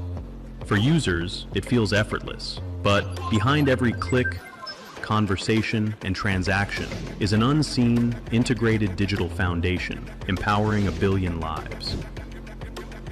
India is a living digital testbed where users are young, diverse, and always evolving. Expectations change by the minute. Volumes spike without warning. For a CIO, this is the reality. Multiple environments, massive scale, zero tolerance for delay. The role is no longer about keeping systems running. It's about orchestrating intelligence. So, how do we enable intelligent conversations, operations, experiences, and growth? SIFI's AI value chain brings together an integrated, intelligent digital foundation built on networks, data centers, cloud, cybersecurity, and managed services to power AI transformation at scale. As demand surges, the network doesn't wait for instructions. It senses intent. It reallocates capacity. It corrects itself. This is not reactive connectivity. This is autonomous, agentic network, acting on intent, not alarms. And we are building resilient, autonomous networks for the future. Behind the scenes in data centers, AI workloads come alive. Digital twins anticipate failures. Capacity scales precisely when the business needs it. Inside our NVIDIA-certified, DGX-ready AI campuses, intelligent systems balance power, cooling, and compute in real time. This infrastructure doesn't just host AI. It behaves like AI. Launching new AI use cases becomes easier with pre-built models. Instant GPU pods provisioned. Costs are governed automatically. SIFI's agentic cloud and AI platform guide deployment, optimize spend, and keep innovation moving. Threats don't wait, neither does security. As anomalies appear, SIFI's AI-powered security agents detect, assess, and respond automatically. Your enterprise stays protected, compliant, and trusted. Across the stack, our intelligent agents collaborate. They fine-tune models, manage performance, and assist teams through conversational interfaces. Operations become leaner, insights arrive faster, new revenue opportunities emerge. AI scales when every layer works in harmony, from AI-ready infrastructure and governed platforms to operationalized models and intelligent agents. This layered architecture, delivered through our proprietary sovereign AI in a box, transforms AI from experimentation into enterprise-wide impact. Together, we are building India's largest AI ecosystems to power global-scale ambition. As an India AI mission and Métis Cloud partner, SIFI is poised to lead AI development at population scale. If it is AI, it is India, it is SIFI.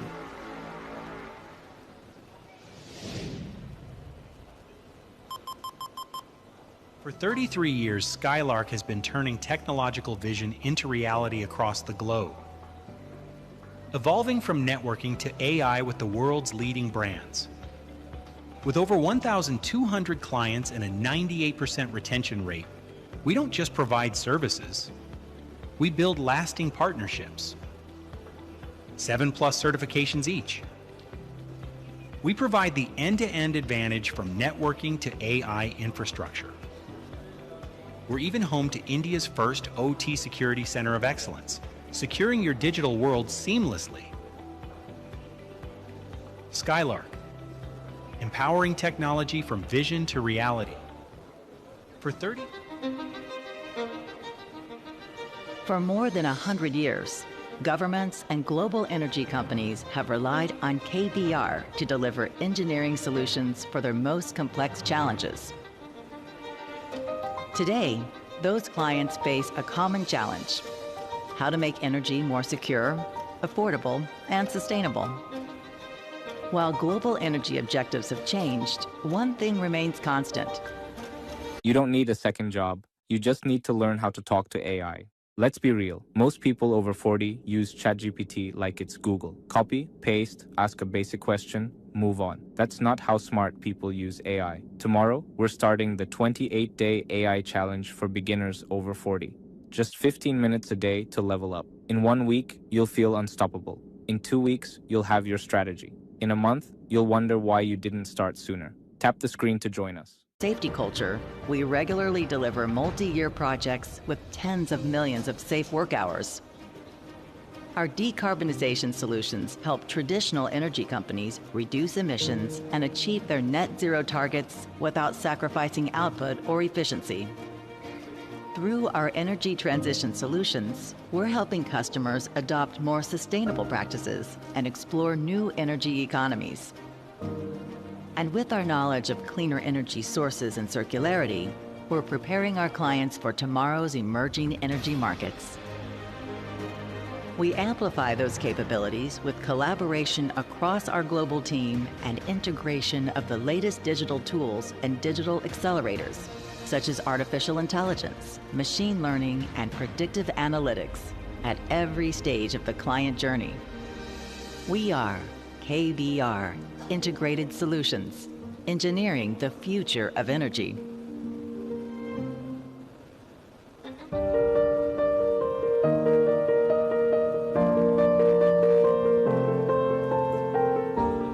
This is a story about change. A story that goes back to 1986, when Tally empowered a generation of game changers with the means to evolve from manual to computerized operations. This is a story of 2.5 million small and medium businesses. Delhi है, कुछ tension नहीं है. Jadi untuk jalannya waktu kita tidak. Redefine your business with Taleprime. The life easier for everyone. Sense of comfort. You are saving on the hours and you are getting more clients, and then of course you are getting more money. Delhi है तो भरोसा है. A story of 28,000 partners in India and across 100 other countries. as we create solutions that help transition and maneuver the compliance regime through VAT and GST. With innovative business management solutions to give you a superior product experience that's reliable, faster, simpler, and flexible. This is our story, because it is in your growth that we grow.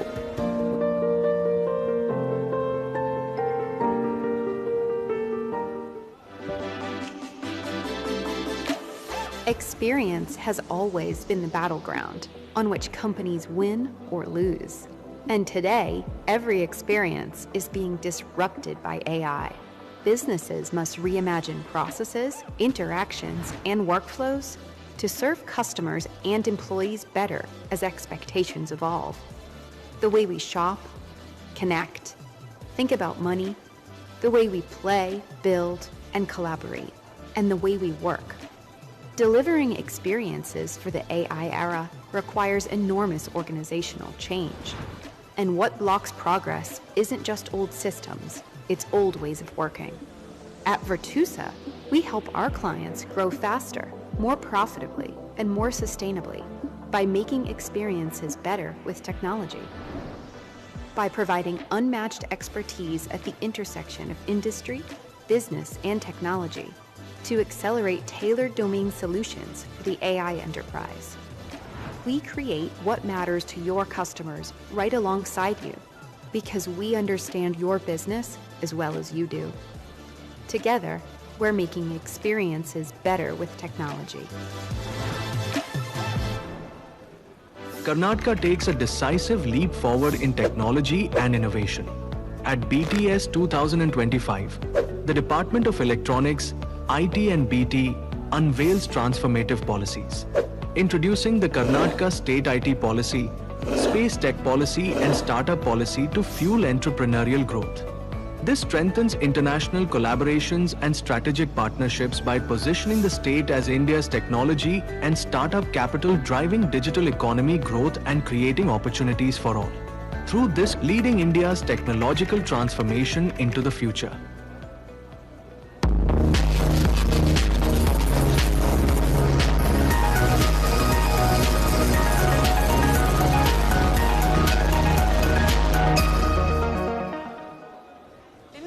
Breakfast Why are you being difficult? Read the newspaper.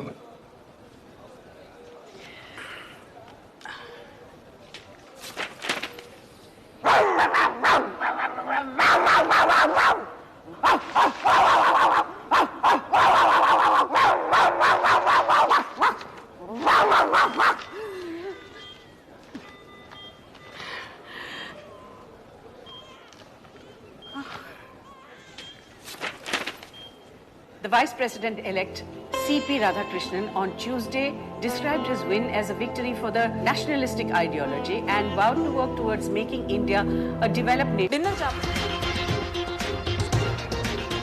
Next up, an in-depth review of India's foreign affairs. And speaking of foreign affairs, Jollywood star Malesh was spotted with a 22-year-old Brazilian supermodel, Lana Cova.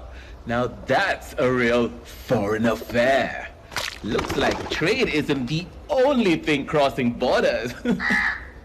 So tell us, do you think this foreign affair will actually strengthen India-Brazil relations? Guess Malesh.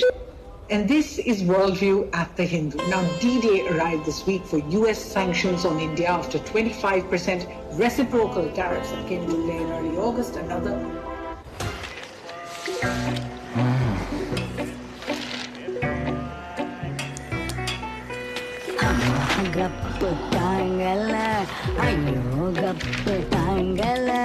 Heroine phone tolanja headline news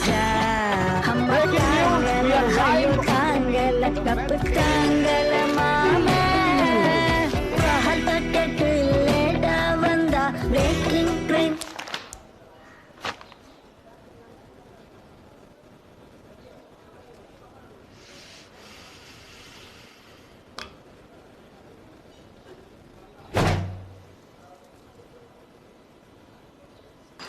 अनेक newspaper शक्कर कामा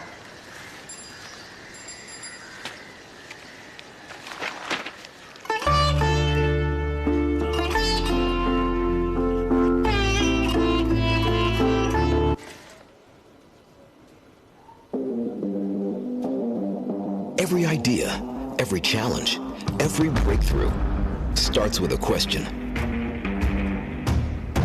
Are you ready to innovate? Start, try again, push harder, think smarter. Not working? Try more. Impossible? Not in our labs. Experiment. Research. Test. Record. Redesign. Problem? Find a new way. Improve the design. Your first win? Good. That means you're building. New tools, bold ideas. We don't wait for the future. We build it. This is VIT, Vellore Institute of Technology.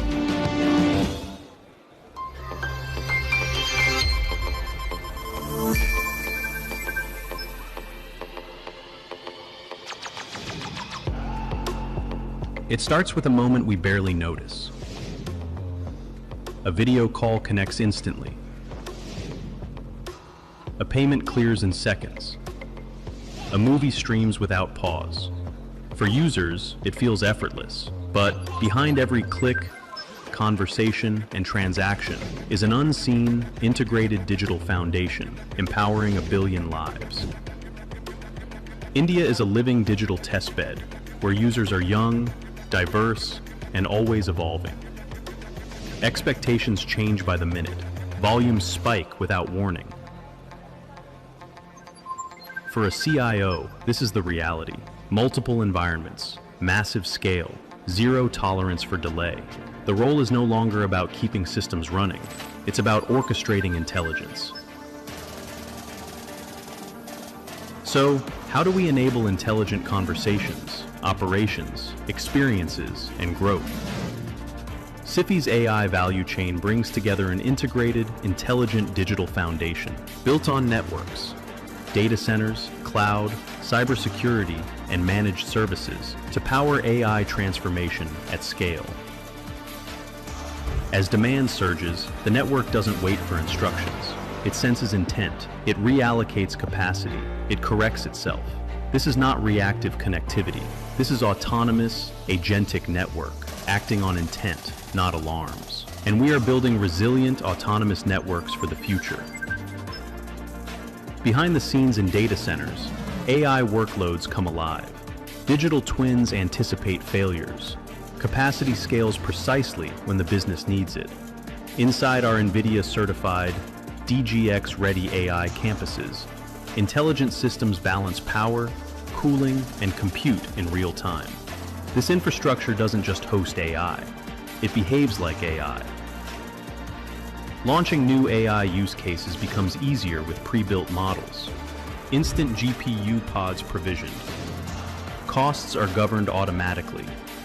SIFI's agentic cloud and AI platform guide deployment, optimize spend, and keep innovation moving. Threats don't wait, neither does security. As anomalies appear, SIFI's AI-powered security agents detect, assess, and respond automatically.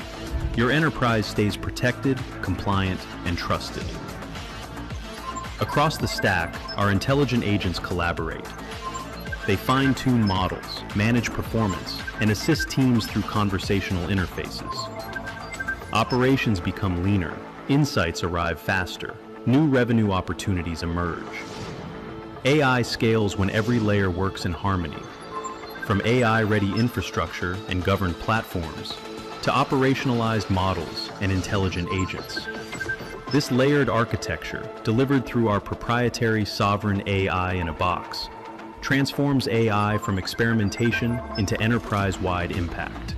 Together, we are building India's largest AI ecosystems to power global-scale ambition.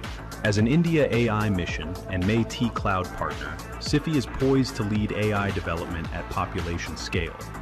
If it is AI, it is India, it is SIFI.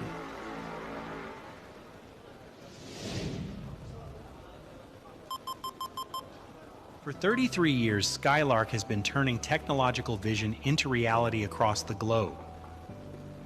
Evolving from networking to AI with the world's leading brands. With over 1,200 clients and a 98% retention rate, we don't just provide services, we build lasting partnerships. 7+ certifications each. We provide the end-to-end advantage from networking to AI infrastructure.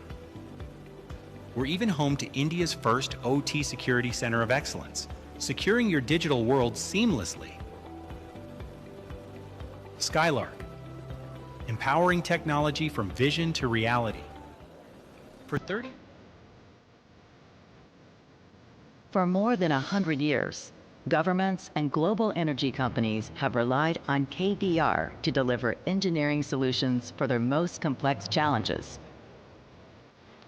Today, those clients face a common challenge: how to make energy more secure, affordable, and sustainable. While global energy objectives have changed, one thing remains constant. KBR is engineering the future of energy. KBR Integrated Solutions brings together the cutting-edge technologies, expertise, and talent that are moving the industry forward. Our global team comprises more than 6,000 experts working out of 8 global hubs on over 75 active projects. And through our zero-harm safety culture, we regularly deliver multi-year projects with tens of millions of safe work hours. Our decarbonization solutions help traditional energy companies reduce emissions and achieve their net zero targets without sacrificing output or efficiency. Through our energy transition solutions, we're helping customers adopt more sustainable practices and explore new energy economies. And with our knowledge of cleaner energy sources and circularity, we're preparing our clients for tomorrow's emerging energy markets. We amplify those capabilities with collaboration across our global team and integration of the latest digital tools and digital accelerators, such as artificial intelligence, machine learning, and predictive analytics at every stage of the client journey. We are KBR Integrated Solutions, engineering the future of energy.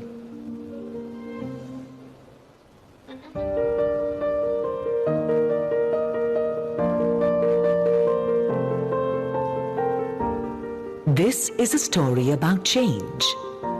A story that goes back to 1986, when Tally empowered a generation of game changers with the means to evolve from manual to computerized operations.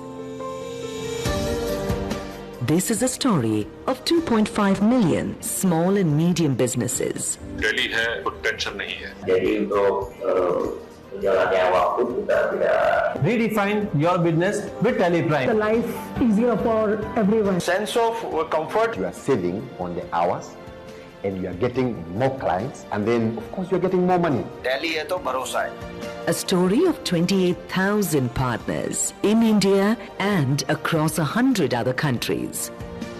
As we create solutions that help transition and maneuver the compliance regime through VAT and GST.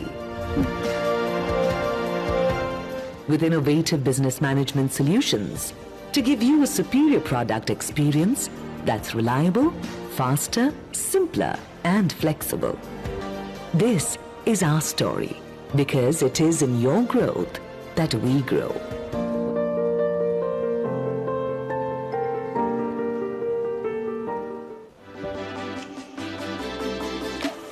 Experience has always been the battleground on which companies win or lose.